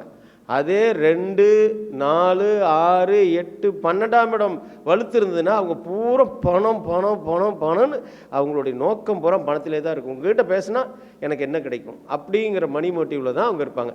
இப்போ சமுதாயத்தில் இருக்கிற மக்கள் நமக்கு தெரிஞ்சு போகும். உண்டா இல்லைங்களா? சமுதாயத்தில் இருக்கிற மக்களை புரிஞ்சுக்கலாம். ஸோ இது கேரக்டர், இது பேஸ். அப்போ இந்த ரகசியத்தில் நம்ம தெரியும் போது இப்போ நம்ம ஃபஸ்ட்டு சூரியன் மேலே மனசை வச்சு, இப்போ நம்ம மாம்பழம் புளிக்கிற மாம்பழம், அதை சுவையான மாம்பழமாக மாற்றுறதுக்கு வழி இருக்குது. அதில் பலாப்பழம் பழுக்க வைக்க முடியாது. அப்போ நம்ம வீட்டு குழந்தைகளுடைய தன்மைகளை புரிஞ்சுக்கிட்டு அதுக்கு தகுந்த மாதிரி அவர்களை வழி நடத்தினா வெற்றி அடைஞ்சிடலாம். இல்லைன்னு வச்சுக்கோங்க, அப்புறம் உன்னை நான் எவ்வளோ செலவு பண்ணி காலேஜில் சேர்த்தேன்னு தெரியுமா, எம்பிட்டு பணங்காசு கொட்டுன்னு தெரியுமான்னு அப்பாவும் பையனும் வாழ்க்கை பூரா திட்டிகிட்டே இருப்பான். சண்டை போயோ சண்டை. நிறைய பசங்க அப்பா அம்மாவுக்கு இருக்கிற சொத்தெல்லாம் விட்டுட்டு வெளியே போய் ஒதுங்கியிருக்குன்னு தெரியுங்களா? இவ்வளோ சொத்தை விட்டு இந்த பையன் போய் இப்படி இருக்க அப்படிங்க. அதுக்கெல்லாம் காரணம் பிளானட்டில் தான் இருக்குது. இந்த ரகசியத்தை தெரிஞ்சுக்கிட்டு நம்ம கொஞ்சம் கொஞ்சமாக தவம் பண்ணி வாழ்த்த வாழ்த்த வாழ்த்த கல்லும் கரையும்பாங்க. அப்புறம் ஒரு நாள் இது சரியாகும். சரிங்களா? இப்போ அந்த நிலைக்கு நம்ம இதுக்கு போகலாம். ஃபஸ்ட்டு சூரியன்கிற கோள் வேலை கொஞ்சம் மனசை வச்சு பாருங்கள். இப்போ சூரியன் பிரபஞ்சத்தில் நடுநாயகமாக இருக்கிறது அப்படிங்கிறது அறிவியல் பூர்வமான உண்மை. அதே கோயிலுக்கு போனீங்கன்னா சூரியனை மையமாக வச்சு தான் மற்ற கோள்கள் இருக்கும். கரெக்டுங்களா? போயிருக்கீங்களா? நவகிரகத்தை பார்த்துருக்கீங்களா? விளக்கே பொருத்தி வச்சுருப்பீங்க. எல்லாம் சனிக்கு எள்ளு முட்டணும் போட்டு பொருத்தி வச்சுருப்பீங்க இல்லையா? ரைட்டு. அந்த சூரியனுடைய இதெல்லாம் கொஞ்சம் தெரிஞ்சுக்கணும். நம்ம பூமி மாதிரி 19 லட்சம் மடங்கு பெரியது. சூரியன் தன்னைத்தானே சுற்றி கொள்கிறது. எத்தனை நாளைக்கு ஒருக்க? 25 நாட்களுக்கு ஒரு முறை தன்னைத்தானே அது சுற்றிக்குது அந்த சூரியன். இப்போ நாம் ஊர் சுற்றுறோம்ல, நம்ம பாட்டில் நம்ம ஏந்திரிச்சு எங்கெங்கேயோ போயிட்டு வரோம்ல. ஒரு இடத்துக்கு போயிட்டு வரோம்னா சொன்ன இடத்துக்கு மட்டுமா போயிட்டு வரோம். ஸோ பிளானட்டினுடைய தன்மை தான் நமக்குள்ள. அந்த பிளானட்டு உயிர் காரகத்துவம். அந்த சூரியனுக்கு என்னென்ன உயிர் காரகத்துவம்னா, தந்தை. ஒரு குழந்தையோட அப்பா நல்லா இருக்கணும்னா அவன் ஜாதகத்தில் சூரியன் நல்லா இருக்கணும். ஒரு குழந்தையோட ஜாதகத்தில் சூரியன் நல்லா இருந்தால் அப்பா நல்லா இருப்பார். தந்தை வழி உறவுகள், அப்பாவுடைய சித்தப்பா, பெரியப்பா, சின்ன தாத்தா, பெரிய தாத்தா, மூத்த மகன், குடும்பத்தில் அண்ணங்காரன், திருமணத்திற்கு பின் மாமனார், இத்தனை பேர் நல்லா இருக்கணும்னா ஒருவருடைய ஜாதகத்தில் சூரியன் நல்லா இருக்கணும். இந்த சூரியன் நல்லா இல்லைன்னா இந்த உறவுகள் எல்லாம் கெட்டு போகும். தகுதி காரகத்துவம் என்னங்கய்யா? ஜாதகம்தான். நம்ம வாழ்க்கை சாதகமாக இருக்கணுமில்ல, பாதகமாயிடக்கூடாது இல்லை. பஞ்சபோத நவகிரக தவம் கற்றுக்கிட்டு பாதகத்தை பேசாமல் சாதகத்தை மட்டும் பேசுகிறேன். ஜாதகம் இல்லை, சாதகம். இப்போது தகுதி முறை காரகத்துவம் யாரெல்லாம் எங்கே வேலை பார்ப்பாங்கன்னு சொல்லுது. அரச குலத்தை சார்ந்தவர்கள். சூரியன் சிம்ம ராசியில் ஆட்சி, மேச ராசியில் உச்சம். அதில் இருக்கிறவங்க அரச குலத்தை சார்ந்தவர்கள். இப்போ புரிஞ்சுக்கோங்க, நமக்கு நல்லா இருந்தால் நாமளும் அந்த மாதிரி பிறந்திருக்கலாம். அதை விட்டுவிட்டு நாம் போய் மந்திரிக்கு மகனாக பொருட்களேன்னு வருத்தப்பட்டு என்ன பிரயோஜனம்? அப்புறம் வீரர்கள், மன்னர்கள், வீரர்கள், மன்னர்கள், அரச குலத்தை சார்ந்தவர்கள், இவங்கெல்லாம் சூரியனுடைய இதில் தான். தீயவர்கள், இது என்ன சார் அவங்கள பற்றி சொன்னீங்க? இவங்க சூரியன் நீச்சமாகி போனால் என்ன பண்ணுவான்? நேர் எகெயின்ஸ்ட், ஆப்போசிட்டு. தீயவர்கள் எண் 1க்கு ஆதிக்கமுடையவர்கள், பிரதம மந்திரி, ஜனாதிபதி, முதலமைச்சர், அரசு அதிகாரிகள், மேலதிகாரிகள், அரசியல் தலைவர்கள், ஆன்மீக தலைவர்கள், அரசு சார்பில் கடன் கொடுப்பவர் வாங்குபவர். பேங்க் வேலைக்கு போகிறாங்கல்ல பாருங்கள். நீங்கள் ஏன்னா உங்கள் பிள்ளை ஐஏஎஸ் படிக்க வைக்கணும்னு நினைக்கிறீங்களா? சூரியனை இப்போ நீங்கள் தெரிஞ்சுக்கணும். உங்கள் குழந்தை என்னவா படிக்க வைக்கலாம் நீங்களே முடிவு பண்ணிக்க, நானும் சொல்ல வேண்டாம். சரிங்களா? அடுத்து, இத்தனை அதிகாரிகளுக்கும் காரணம் இந்த சூரியன் தான். அப்போ நம்ம குழந்தைக்கு சூரியன் ஆட்சியாகவோ உச்சமாகவோ இருந்தால் இதுக்கான முயற்சியெல்லாம் மனசை போடணும். இதை விட்டு பக்கத்து வீட்டுக்காரங்களை பார்த்து சூடு போட்டுக்கூடாது. நோய் காரகத்துவம். சூரியன் கெட்டு போச்சுன்னா நம்ம உடம்புல என்ன பாதிப்பு வரும்? தலைவலி வரும். சில பேர் அடிக்கடி தலைவலிக்குதும்பாங்க. கண் சம்பந்தப்பட்ட பிரச்சனைகள், அடிக்கடி காய்ச்சல் வரும், பசியின்மை, வயிற்றுப்போக்கு, இதய நோய், பித்தம், தாகம், வெயிலால் வரக்கூடிய அம்மை நோய்கள், இதுக்கெல்லாம் சூரியன் தான் காரணம். அப்போ சூரியன் நெகட்டிவாக இருந்ததுன்னா இவங்களுக்கு அது பலவீனம் அதில் வரும். உணவுப் பொருளில் பார்த்தீங்கன்னா எதுலேருந்து சூரியனுடைய காஸ்மிக் ரேஸ் வருது? கோதுமை. அப்போ இவங்க என்ன பண்ணணும்? யாருக்கு சூரியன் மைனஸாக இருக்கோ கோதுமை உணவை உடம்புல அதிகம் சேர்த்தணும். ஏன்னா நம்ம சாப்பிட்ற பொருள் தான் 7 தாதுக்களாக மாதிரி உடம்புல உயிர் சக்தியை கொடுக்குது. நீங்கள் உடம்புல உயிர் சக்தியை உருவாக்காமல் கோயிலாக போய் கும்பிட்டா மட்டும் புண்ணியம் வந்துடாது. நான் கும்பிட வேணாம்லாம் சொல்ல மாட்டேன், அது உங்கள் விருப்பம், போங்க. ஆனாலும் அந்த உயிர் சக்தியை உடலுக்கு கொடுக்கணும். தொழில்துறையில் அரசு உத்தியோகம், கவர்மெண்ட் வேலை கிடைக்குமா? நிறைய பேர் இதுதான் கேட்குறாங்க. ஜாதகத்தை கொடுத்தோன்னே என் பையனுக்கு கவர்மெண்ட் வேலை கிடைக்குமா? சூரியன் நல்ல பவர்ஃபுல்லாக இருக்கணும். அப்புறம் கலெக்டர், இராணுவ அதிகாரி, காவல்துறை அதிகாரி, மருத்துவர், எரிபொருள், அரசு துறை உதவியாளர், கமிஷன், கான்ட்ராக்டு, காடுகள், மூலிகைகள், தங்கம் உருக்கும் தொழில், ரசாயனத்துறை, விண்வெளித்துறை, ஆன்மீகம், ஜெராக்ஸ், எஸ்டேட், லேமினேஷன், இத்தனை தொழிலுக்கு இந்த சூரியன் காரகத்துவம். நீங்கள் அந்த ஒரு மணியே கலெக்டர் வேலையை மட்டும் எதுக்கு ஐஏஎஸ்சியாக பார்க்கணும்? அதுக்கான பவர் இருந்தால் அது வந்துடும். தடுக்க முடியாது யாருமே. அந்த குழந்தையை தடுத்து நிறுத்த முடியாது, படித்து வந்துடும். உதாரணமாக ஒருத்தர் சொல்லிட்டா, கோயம்புத்தூரில் ஒரு கலெக்டர் இருந்தார். அவர் எம்பிபிஎஸ் முடிச்சிருக்காரு. எம்பிபிஎஸ் முடிச்சு டாக்டர் ஆகிட்டார். ஆனால் அவர் கோயம்புத்தூரில் வந்து கலெக்டராக இருந்தார். இப்போ இருக்கிற கலெக்டருக்கு முன்னாடி இருந்தவர், எனக்கு பேர் டக்குன்னு ஞாபகம் இல்லை, கேரளாக்காரர். ஸோ அவருக்கான யோக அமைப்பு இருந்து அதுக்கு வந்துட்டாருன்னா அவர் டாக்டர் மருத்துவ தொழிலில் சம்பாதிக்க முடியாதா என்ன? ஏன் கலெக்டருக்கு வர்றாரு? ஸோ அதான் அந்த இடத்துக்கு கொண்டு வந்து சேர்த்தே போடுங்க. அடுத்த இடக்காரகத்துவம், எந்தெந்த இடத்துலலாம் சூரியனுடைய தன்மை ஓங்கி இருக்குன்னு பார்க்கணும். தலைநகரம், ஒரு நாட்டினுடைய கேபிட்டல் சிட்டி, அரண்மனை, உங்கள் வீட்டோட வலது பக்கம், உங்கள் வீட்டில் வலது பக்கம், மலை மேடான பகுதி, மாளிகை வீடுகள், கோட்டைகள், லாட்ஜிகள், வணிக வளாகங்கள், நாட்டின் நிதி நிறுவனங்கள், அரசு சார்பு நிறுவனங்கள், தொகுப்பு வீடுகள், நிரந்தர வருமானம் தரக்கூடிய வாடகை வீடுகள், ஆலயங்கள், இத்தனைக்கும் சூரியனே காரகத்துவம். இப்போ நீங்கள் வந்து ஒரு அப்பார்ட்மெண்ட் வீடு கட்டணும்னா சூரியன் உங்களுக்கு இருந்தால் தான் கட்ட முடியும். இப்போ சூரியன் உங்களுக்கு நீச்சமாகி போச்சுன்னா கடைசி வரைக்கும் நீங்கள் வீடு கட்டுறதே கேள்விக்குறியாக இருக்கும். நீங்கள் யோசனை பண்ணி பாருங்கள், நம்ம ஊரில் எத்தனையோ பேர் பணங்காசு எவ்வளோ வச்சுருப்பாங்க, சொந்தமாக வீடு கட்ட முடியாது தெரியுங்களா? நீங்கள் கண் முன்னால் அப்படியே ஒரு 50 வருஷத்துக்குள்ளே பாருங்களேன், தெரியும். அதை ஆராய்ச்சி பண்ணி பார்க்கணும். உடல் உறுப்பில் எங்கெங்கே சூரியன் இருக்குது அப்படின்னா ஆத்மா, நம்மளுடைய ஆத்மா பலமே சூரியன் தான்.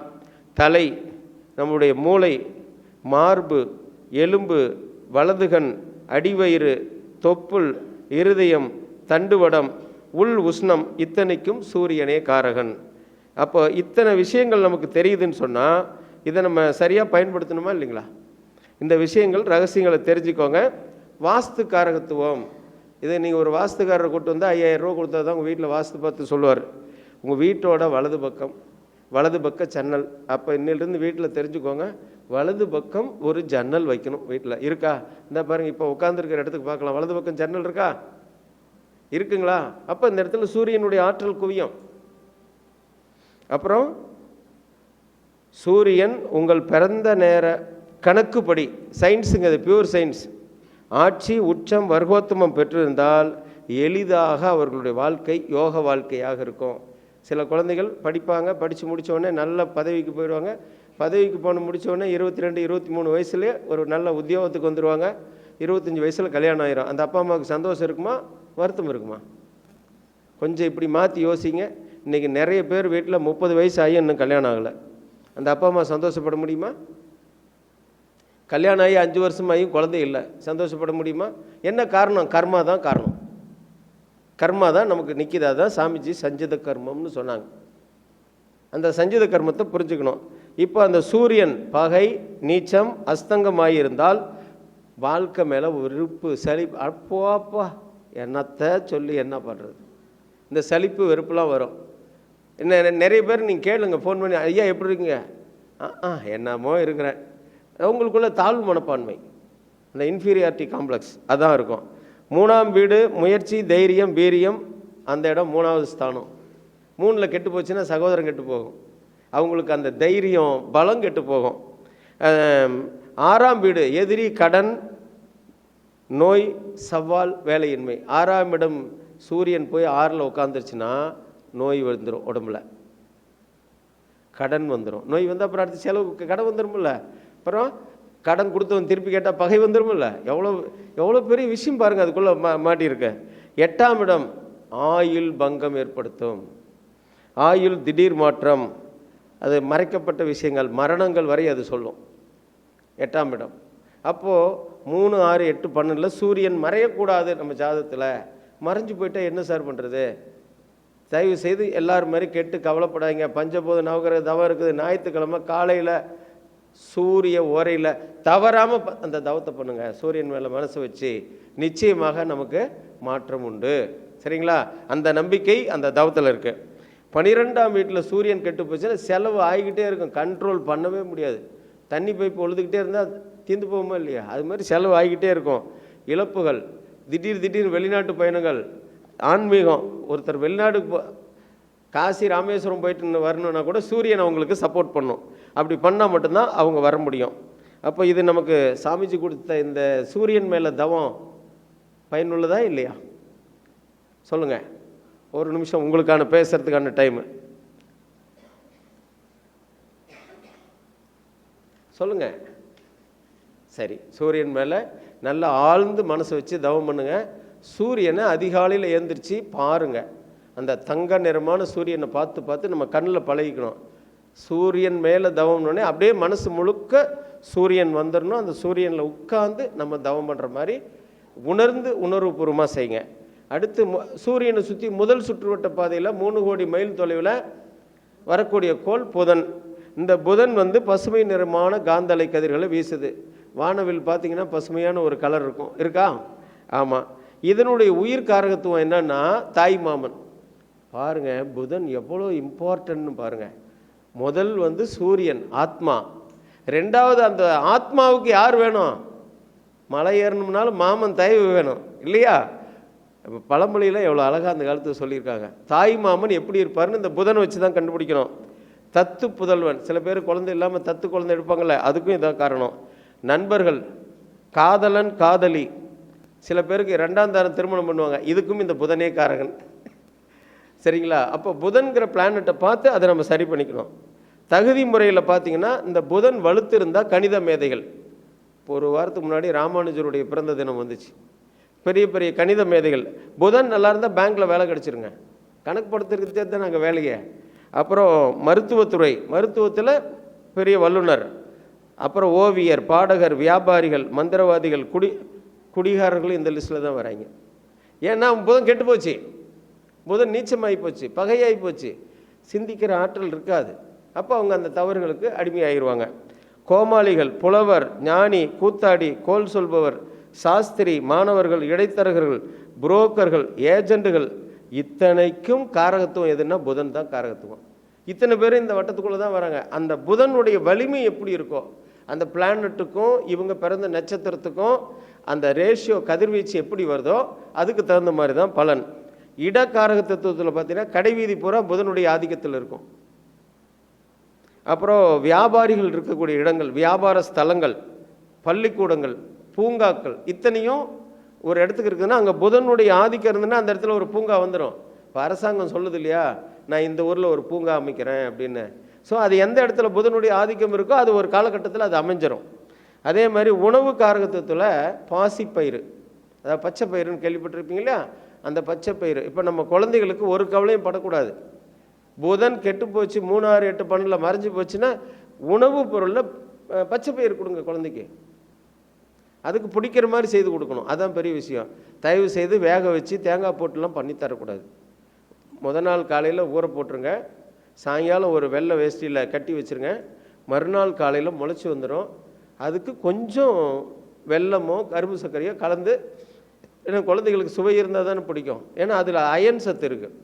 அப்படி கொடுத்துருங்க. குழந்தைங்க சாப்பிடும்போது இந்த மைனஸ் ஆகியிருந்தால் புதனுடைய ஆற்றலை பிடிச்சி கொடுத்துரும் உயிர் சக்தியில்.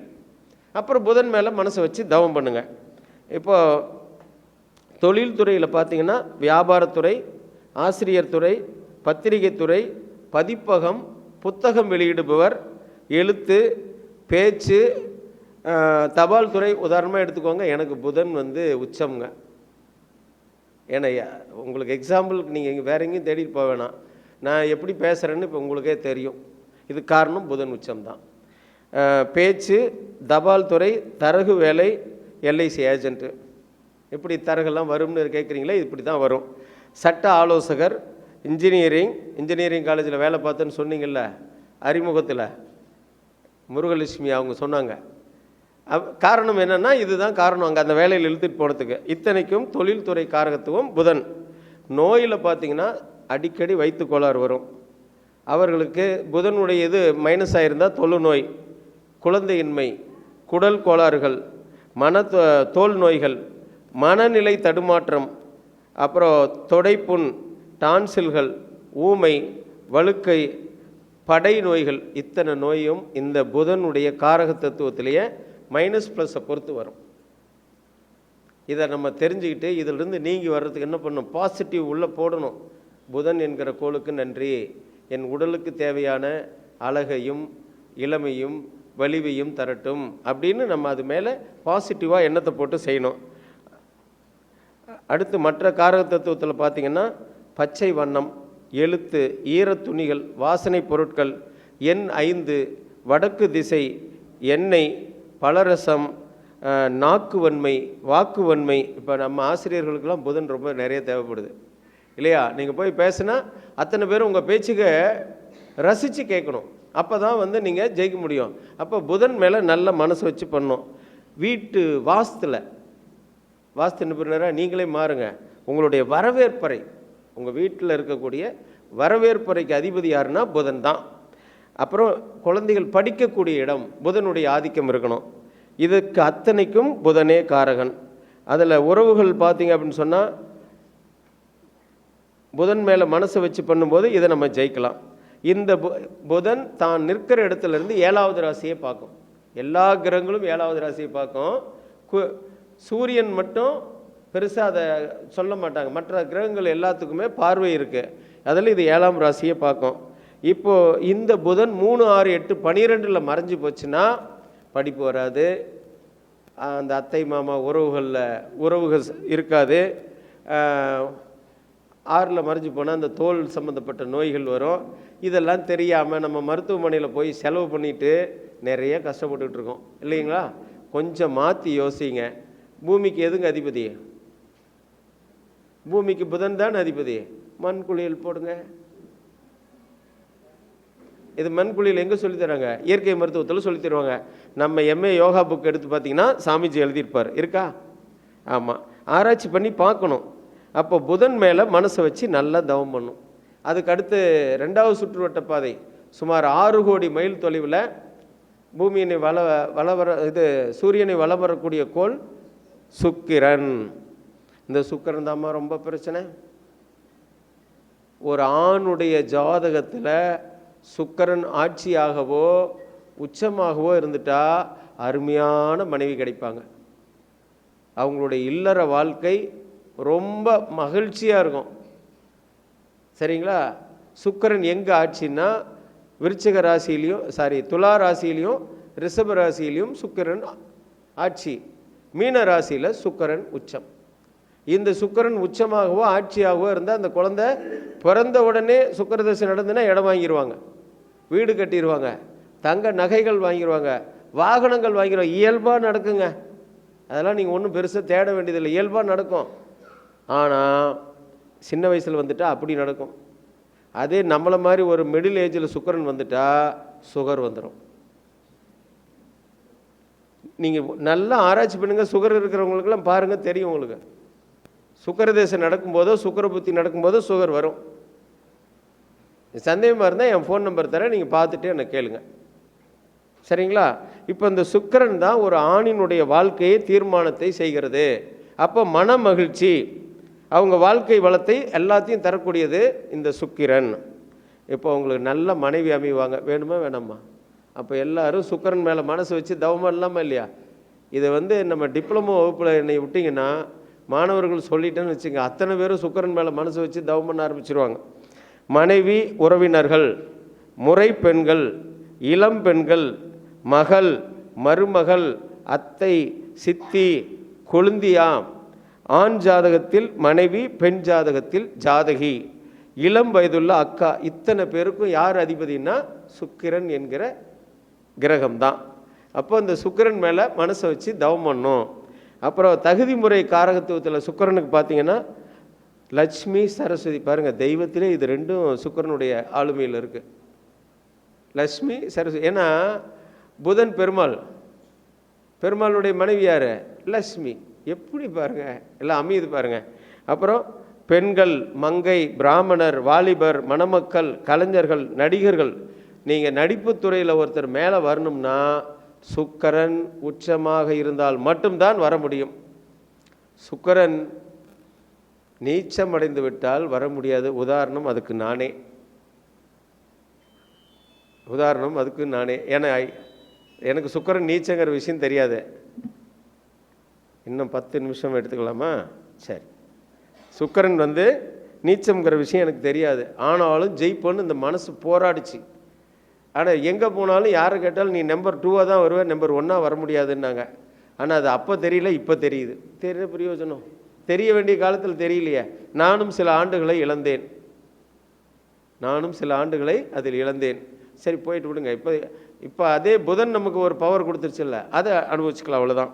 அதே மாதிரி இடக்காரகத்துவத்தில் பார்த்திங்கன்னா மலர் தோட்டங்கள். உங்கள் வீட்டில் அழகாக சில பேர் செடிகள் பராமரிக்கிறீங்கன்னா அங்கே சுக்கிரன் தான் காரணம். வழிபாட்டு தலங்கள், கோயில்கள். அதே மாதிரி பெட்ரூம், அந்த பெட்ரூம்குள்ளே போனால் அப்படி ஒரு ஆசை வரணும். அந்த மாதிரி வச்சுருக்காங்கன்னா அதுக்கு அந்த சுக்கிரன் தான் காரணம். வீடு, கப்பல், வீட்டினுடைய தென்கிழக்கு பகுதி, உங்கள் சமையல் கட்டு, அங்கே சுக்கிரனுடைய பவர் அங்கே தான் இருக்குது.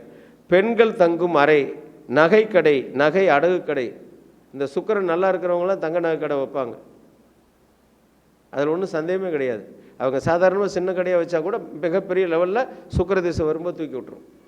அதே மாதிரி சினிமா தியேட்டர், கலையரங்கம், உல்லாச விடுதிகள், பியூட்டி பார்லர், மாளிகைகள், வாகன தொழிற்சாலைகள், சொகுசு வாகனங்கள், இத்தனைக்கும் சுக்கிரன் காரகன். இத்தனை நாள் வரைக்கும் சுக்கிரன் ஏதோ ஒன்றுக்கு மட்டும் நினச்சிட்டு இருப்பீங்க.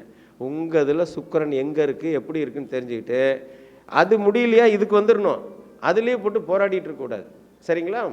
அது உங்களுடைய உடல் உறுப்புகளில் கன்னம் அழகாக இருந்தால் தானே இந்த கன்னத்தை கிள்ளி பாராட்டுவாங்க. இந்த கன்னம், புருவ மத்தி, நம்ம ஆக்கினை வர்ற இடம், சாந்தமான கண்கள். நம்ம கண்கள் கூட பார்த்த உடனே ஒருத்தருக்கு பிடிக்கணும்னா அங்கே சுக்கிரன் இருக்கணும். கர்ப்பப்பை, பெண்களுக்கு குழந்தை தரிக்கிறதுக்கு சுக்கிரன் கர்ப்பப்பையில் இருக்குது. சிறுநீரகம், இது போன்ற உறுப்புகள்லையும் இதுதான். இந்த சுக்கிரன் கெட்டு போனால் என்ன மாதிரி நோய் வரும்? கண் நோய், இரத்த சோகை, நீரிழிவு. அதுக்கு பேர் தான் சக்கரை வியாதியா? தமிழில் நீரிழிவு.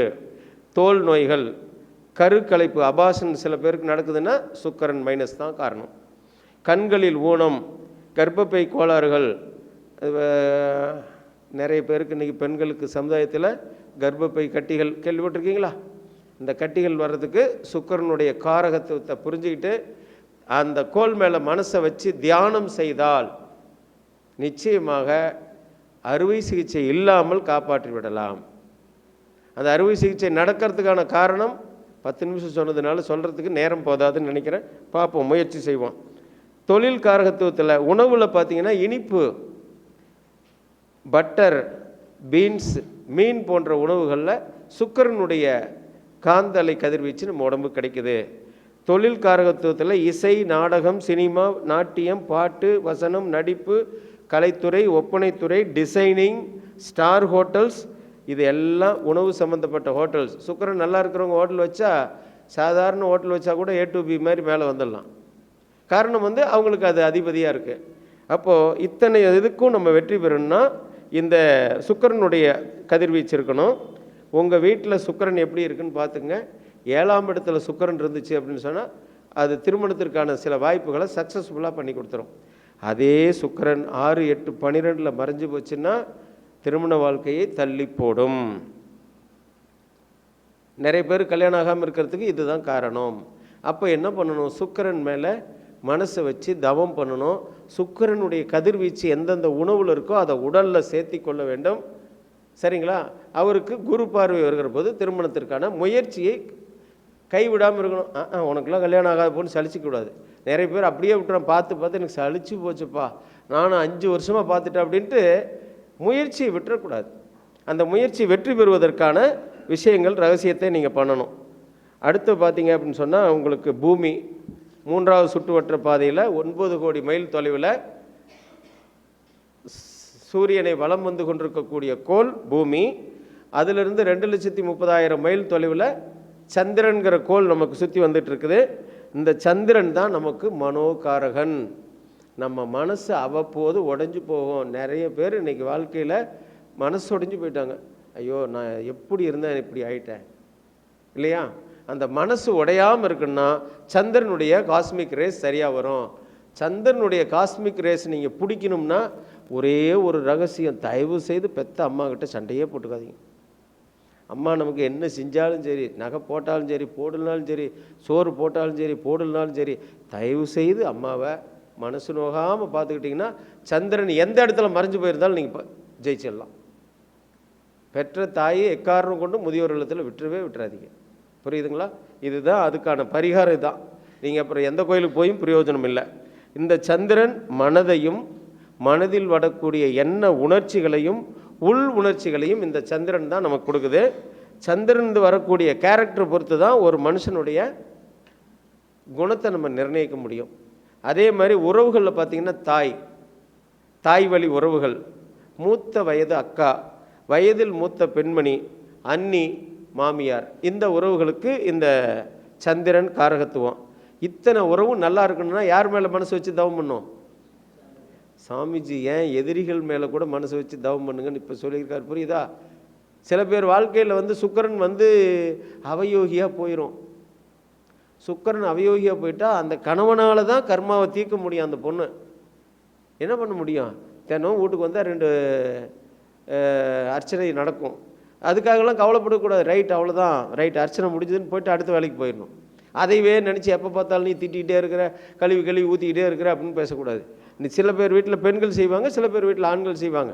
அது காரணம் என்னன்னா அந்த அவயோகியாக அந்த கிரகங்கள் போயிடுச்சு. இந்த ரகசியம் தெரியாதனால இப்படி நடந்துகிட்டு இருக்குது. நமக்கு ரகசியம் தெரிஞ்சிருச்சு, தவம் பண்ணி வாழ்த்தி மாற்றிடலாம். ஏன்னா உங்களுக்கு அதுக்கான தீர்வு இதில் இருக்குங்கிறத நம்ம புரிஞ்சுக்கணும். இப்போ இடம் பார்த்தீங்கன்னா நீர்நிலைகள், கொஞ்ச நேரத்துக்கு முன்னாடி சொன்னேன், சந்திரனும் சுக்கிரனும் நல்லா இருந்தால் வீட்டில் போர் போட்டால் மேலே தண்ணி வந்துடும். அப்போ நம்ம இந்த பிளானட்டில் தவம் பண்ணும்போது எவ்வளோ நல்லது நடக்குது பார்த்தீங்களா? அப்புறம் வீட்டில் இருக்கக்கூடிய நீர் உள்ள பகுதி, வீட்டின் வடமேற்கு பகுதி, இந்த பகுதி வடமேற்கு, அப்புறம் கடல், இது எல்லாமே இந்த சந்திரனுடைய கட்டுப்பாட்டுக்குரியது. இடதுகண், இதில் என்ன ஒரு மாற்றம்னா ஆண்களுக்கு இடதுகண் சந்திரன், பெண்களுக்கு வலதுகண் சந்திரன். அது மட்டும் நீங்கள் புரிஞ்சுக்கணும். அப்போது கர்ப்பப்பை, மார்பகம், உமிழ்நீர் சுரப்பி, சிறுநீரகம், இரத்தம், மனம், புத்தி, இத்தனைக்கும் இந்த சந்திரனே காரகன். ஞாபக மறதிக்கும் இவரே காரணம். நிறைய பேருக்கு நிறைய விஷயம் மறந்து போகுது இல்லையா? அதுக்கும் இவரே காரணம். அப்போது நோய் காரகத்துவத்தில் இந்த சந்திரன் கெட்டு போச்சு அப்படின்னு சொன்னால் என்னென்ன நோய் வரும்னு பாருங்கள். பாலியல் சம்மந்தப்பட்ட நோய்கள், தோல் நோய்கள், குளிர் சம்மந்தப்பட்ட நோய்கள், சின்னம்மை, தட்டம்மை, சோம்பல், ஞாபக மறதி, மண்ணீரல் நோய்கள், மனநோய், மூச்சுக்கோளாறு, வலிப்பு நோய், கண் நோய், சந்தேக புத்தி, சைனஸ், விட்டமின் பி குறைபாடு, இரத்த அசுத்தங்கள், இரத்தத்தில் கிருமி, பைத்தியம், வயிற்று வலி, குளிர் ஜுரம், இத்தனை நோய்க்கும் சந்திரனே காரகன். நான் கொஞ்ச நேரத்துக்கு முன்னாடி சொன்னேன், சந்திரன் கூட கேதுவோ சனியோ போய் உட்காந்துருந்ததுன்னா மன உளைச்சல், மன அழுத்தத்துக்கு ஆளாவாங்கன்னு. புரியுதுங்களா? சில பேரில் சித்த பிரேமியாக போய் சுற்றிக்கிட்டு இருக்காங்கன்னா இதுதான் காரணம். அது இந்த ரகசியத்தை கண்டுபிடிச்சி அதுக்கான ட்ரீட்மெண்ட்டு மருந்து மாத்திரையினால் கொடுக்க முடியாது. அதுக்கு எந்த இடத்துல ஆற்றல் கிடைக்குமோ அந்த இடத்த தெரிஞ்சுக்கிட்டு இந்த தியானமோ பக்தியோ அந்த முறைப்படி போனால் அவங்க அதிலேருந்து மீண்டும் வெளியே வர முடியும். உணவில் பார்த்தீங்கன்னா இந்த சந்திரனுடைய காஸ்மிக் ரேஸ் நெல்லில் கிடைக்குது. பஞ்சபூதத்தில் போட்டிங்களா? சந்திரனுக்கு நெல் வீசுனீங்களா? நவதானியத்தில் அரிசி, பால், தயிர், ஆரஞ்சு, முலாம்பழம், பூசணி, திரவிய உணவுகள், இனிப்பு, உப்பு, பால் பொருள், இதுக்கு அத்தனைக்கும் சந்திரனே காரகன். இப்போ நீங்கள் இதில் தொழில் செய்கிறவங்க சந்திரன் நல்லா இருந்தால் ஒரே தொழிலை ஃபோக்கஸ் பண்ணாதீங்க. இத்தனை தொழில் இருக்குது, அடுத்த தொழிலை மாற்றுங்க. இது சரியாக வரலன்னா இதை மாற்றுங்க, சக்ஸஸ் ஆகிடலாம். இந்த ரகசியங்கள் புரிஞ்சுக்கணும், அவ்வளோதான். தொழில் காரகத்தில் உணவு வகை, ஹோட்டல், காய்கறி, பழங்கள், நீர் சம்பந்தப்பட்டவை, கலை, இலக்கியம், சுகாதாரத்துறை, சுற்றுலாத்துறை, எண்ணெய் வித்துக்கள், காப்பி, டீ கடை, முட்டை, நெல், பருத்தி, கோழிப்பண்ணை, பால், உப்பு, சுண்ணாம்பு கலவாய், புஷ்பங்கள், சினிமா, நாடகம், கதை, கட்டுரை, கவிதை, இலக்கியம், பத்திரிகை துறை, நீராவி இயந்திரம், வாசனை திரவியம், இத்தனைக்கும் இந்த சந்திரன் காரகன். சரிங்களா? அப்போது இந்த சந்திரன் வீட்டில் வாஸ்து எங்கே இருக்குது? உங்களுடைய குளியலறை. குளியலறையில் சந்திரனுடைய ஆதிக்கம் வரணும்னா குளியலறையை சுத்தமாக வச்சுக்கணும். சில பேருடைய குளியலறைக்குள்ளே போய் பார்த்தீங்கன்னா அங்கே என்னென்ன வச்சுருப்பாங்கன்னு தெரியாது, அத்தனையும் அங்கே தான் இருக்கும். உண்டா இல்லைங்களா? குளியலறையை சுத்தமாக வைத்து கொள்ள வேண்டும். அங்கே சந்திரனுடைய காந்தலை கதிர்கள் இருக்க வேண்டியது அவசியம். இந்த சந்திரன் 7ஆம் வீட்டை பார்க்கும். இந்த சந்திரன் 6, 8, 12 மறைவு ஸ்தானம். சந்திரன் 6ஆம் இடத்தில் மறைந்து போனால் இரத்தம் சம்பந்தப்பட்ட நோய்கள் ஏற்படும். உடலில் நோய்க்கு 6ஆம் இடம். 8ஆம் இடத்துல மறைஞ்சு போனால் நீரினால் கண்டங்கள் ஏற்படும், பொருளாதாரத்தில் சிரமங்கள் ஏற்படும். அப்போ இதெல்லாம் சரி பண்ணுறதுக்கு என்ன வழிங்க? சந்திரன் மேலே மனசு வச்சு தவம் பண்ணுறது தான். ஐயா, நிறைவு பண்ணிக்கலாமா? எத்தனை மணிக்கு நிறைவு பண்ணும்? சரி, செவ்வாய் சொல்லி நிறைவு பண்ணிக்கலாம். செவ்வாய் வாழ்க்கையில் பெரிய விஷயம். திருமணம் செய்யும்போது செவ்வாயை நீங்கள் ரொம்ப பார்ப்பீங்க இல்லையா? திருமணம் செய்யும்போது செவ்வாயை ரொம்ப பார்ப்பீங்க. செவ்வாய் 4வது வட்டப்பாதையில் 14 கோடி மைல் தொலைவில் வரக்கூடியது. 18 மாதத்துக்கு ஒரு முறை சுற்றக்கூடிய கோள். செவ்வாய் செந்நிறமான காந்தலை கதிர்களை வீசும். வானவெல்ல பார்த்தீங்கன்னா செந்நிறமான கதிர்கள் இருக்கும். இந்த செவ்வாய் தான் நமக்கு சகோதரன். நமக்கு கூட பிறந்த உறவுகளுக்கும் நமக்கும் நட்பு இருக்கணும்னா செவ்வாய் கிரகம் நமக்கு நல்லா இருக்கணும். செவ்வாய் கிரகம் நட்பாக இருந்ததுன்னா நம்ம அண்ணன் தம்பி, அக்கா தங்கச்சி முதல்ல சந்தோஷமாக இருப்போம். சில குடும்பங்களில் பாருங்கள், அண்ணன் வீட்டு பையனை கொண்டு வந்து தம்பி வளர்த்துவான், அக்கா வீட்டு பிள்ளையை கொண்டு வந்து வளர்த்துவாங்க. காரணம் அந்த கிரகத்தினுடைய. அதே சில பேர் வீட்டில் எங்கள் அக்காவா வந்தால் வெட்டி போட்டாலும் போடுவோம் தவிர, இது ரெண்டுமே அது நடக்குது. காரணம் என்னென்னா இந்த கிரகத்தினுடைய ப்ளஸ்ஸு மைனஸாக தான். பெண் ஜாதகத்தில் கணவர், மருமகன், சித்தப்பா, இளைய சகோதரம், இத்தனைக்கும் இந்த செவ்வாய் காரகம். அந்த செவ்வாயோட தகுதி காரகம் என்னென்னா தளபதி, கேப்டன்ஷிப், அரசர்கள், சேவகர்கள், அதிகாரிகள், சாஸ்திரிகள், விளையாட்டு வீரர்கள். புரிஞ்சுக்கோங்க, எல்லா குழந்தைகளையும் பிளேஸ்மெண்ட் இதில் போய் ப்ளே கிரவுண்டில் சக்ஸஸ் பண்ணிட முடியாது. என் பையன் கிரிக்கெட் ஆடுறான்னா ஆடிட்டு தான் இருப்பான். அவன் கிரிக்கெட்டில் நம்பர் 1 வரணும்னா அவனுக்கு செவ்வாய் நல்லா இருக்கணும். ஓட்டப்பந்தயத்தில் நம்ம பையன் சக்ஸஸ்ஃபுல்லாக வந்து ஜெயிச்சு மெடல் வாங்கணும்னா செவ்வாய் நல்லா இருக்கணும். அதை நம்ம பார்த்துட்டு நம்ம பையனை அதில் பயிற்சி கொடுக்கணும். நம்ம பையனுக்கு செவ்வாய் நீச்சமாகி போய் அவனை கொண்டு போய் அதில் நம்ம ஆசைப்பட்டு பக்கத்து வீட்டுக்கார பையன் ஓட்டப்பந்தயத்தில் ஓடுறான்னு விட்டால் ஓடிக்கிட்டே இருக்க வேண்டியதான் வாழ்க்கை முழுவதும். அதே மாதிரி திருடர்கள் அவங்களும் அதில் தான் வராங்க. இத்தனை பேருக்கும் செவ்வாயை காரகத்துவம். அதே மாதிரி இடக்காரகத்துவத்தில் விளையாட்டு மைதானம், போர்க்களம், வீடு, கரடு முரடான பாதை, முட்புதர்கள், சமையலறை, உடற்பயிற்சி கூடம், காவல் நிலையம், அறுவை சிகிச்சை பிரிவு, ஆயுத கிடங்கு, சுரங்கம், இவைகள் அனைத்தும் செவ்வாயோட காரகத்துவத்தில் வருது. இந்த செவ்வாய் நல்லா இருந்தால் தான் ஒருத்தருக்கு புருவம் நல்லாயிருக்கும். எலும்புகள், எலும்பு மஜ்ஜை, தசைகள், இடது காது, தலை, இரத்தம், இரத்த சிவப்பணுக்கள், கட்டுமஸ்தான உடல், சிவந்த கண்கள், இவை அனைத்துக்கும் செவ்வாயே காரகன். இந்த செவ்வாயோட காஸ்மிக் ரேஸ் எதில் வருது அப்படின்னு சொன்னால் துவரம் பருப்பில் வரும். புரோட்டீன் அவங்க நிறைய எடுத்துக்கணும். இந்த செவ்வாய் மைனஸ் ஆனவங்க ஒன்றும் கவலையே படாதீங்க, புரோட்டீன்ஸ் நிறைய எடுத்துக்கோங்க. புரோட்டீன்ஸ் எடுத்துக்கோங்க. செவ்வாய் மேலே மனசை வச்சு நல்லா தவம் பண்ணுங்கள். வருஷத்துக்கு ஒரு முறை இரத்த தானம் பண்ணுங்க. ஓகேங்களா? இதெல்லாம் ரகசியமான விஷயங்க. பயன்படுத்தி பாருங்கள். வெற்றி பெற்றீங்கன்னா மற்றவங்களுக்கு சொல்லி சக்ஸஸ் பண்ணுங்கள். ஏன்னு கேட்டிங்கன்னா இது நிறைய ஆராய்ச்சி பண்ணி நான் இதை ஓரளவுக்கு இதை எடுத்துருக்கிறேன். இதுக்கு எனக்கு ஒரு 6 மாதங்கள் தேவைப்பட்டது. இது மாதவனுக்கும் எனக்கும் தெரியும், மற்றவங்களுக்கு தெரியாது. சரிங்களா? அப்படிப்பட்ட சில ரகசியங்களை சொல்லியிருக்கேன். நீங்கள் செவ்வாய் மைனஸில் இருக்கவங்க நிறைய மிளகாய் சேர்த்துக்குங்க, சுக்கு காப்பி சேர்த்துக்குங்க, இஞ்சி, கருவேப்பிலை, வெள்ளைப்பூண்டு, கத்திரிக்காய், புளி, பூம்பழம், சக்கரவள்ளி கிழங்கு. இது செவ்வாய் சக்தியை உங்களுக்கு பிடிச்சி கொடுக்கும். சரிங்களா? புரோட்டீன் பவுட்ரு வாங்கினா நிறைய செலவாகும். இதெல்லாம் ஈஸியாக கிடைக்குமா இல்லையா? கருவேப்பிலை நம்ம வீட்டில் ஒரு செடி வச்சா போதும். தினம் பச்சை கருவேப்பிலை ஒரு 5 கருவேப்பிலை இலையை சாப்பிட சொல்லுங்கள். அதே மாதிரி இந்த செவ்வாயினால என்ன வேலை? ஐபிஎஸ் போகணுன்னு ஆசைப்படுற குழந்தைங்களுக்குள்ள செவ்வாய் வந்து ஆட்சியோ உச்சமோ இருக்கணுங்க.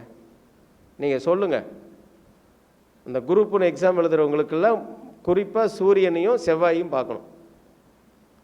செவ்வாய் இருந்ததுன்னா ஐபிஎஸ் லெவலில், காவல்துறையில், இராணுவத்துறையில், மக்களை பாதுகாக்கக்கூடிய துறையில், தீயணைப்பு துறையில், நெருப்பு, இயந்திரம், என்ஜினியரிங், எலக்ட்ரானிக்ஸ், மின்சாதனம், மருத்துவர், அறுவை சிகிச்சை நிபுணர், மெக்கானிசம், பூமி சம்பந்தப்பட்ட தொழில், commission, contract, estate, real estate, ஆராய்ச்சி துறை, இத்தனைக்கும் இந்த செவ்வாய்க்காரர்கள். சரிங்களா? ரியல் எஸ்டேட் பண்ணுறவங்களாம் இந்த செவ்வாய் மேலே மனசு வச்சு தவம் பண்ணுங்கள். பில்டிங் கட்டி கன்ஸ்ட்ரக்ஷன் பண்ணுறவங்க செவ்வாய் மேலே மனசு வச்சு தவம் பண்ணுங்கள். அப்படி இந்த விஷயத்தை பயன்படுத்திக்கிட்டால் வெற்றி பெறலாம். செவ்வாயுடைய 3ஆம் இடம் மறைவு ஸ்தானம் இல்லை, 6, 8, 12 மறைவு ஸ்தானம். அதுக்கு அவங்க என்ன பண்ணணும்? இந்த கோள் மேலே மனசை வச்சு தான் தியானம் பண்ணணும். சரிங்களா?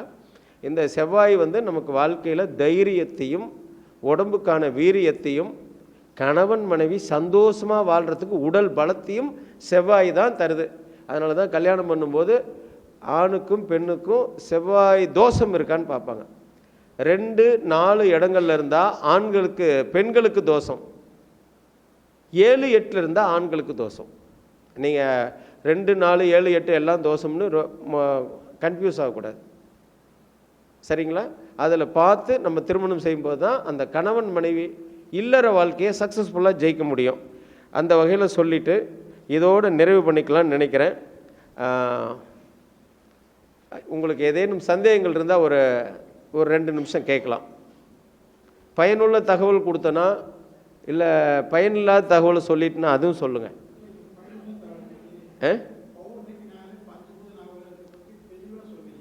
வாழ்க வளமுடன் ஐயா.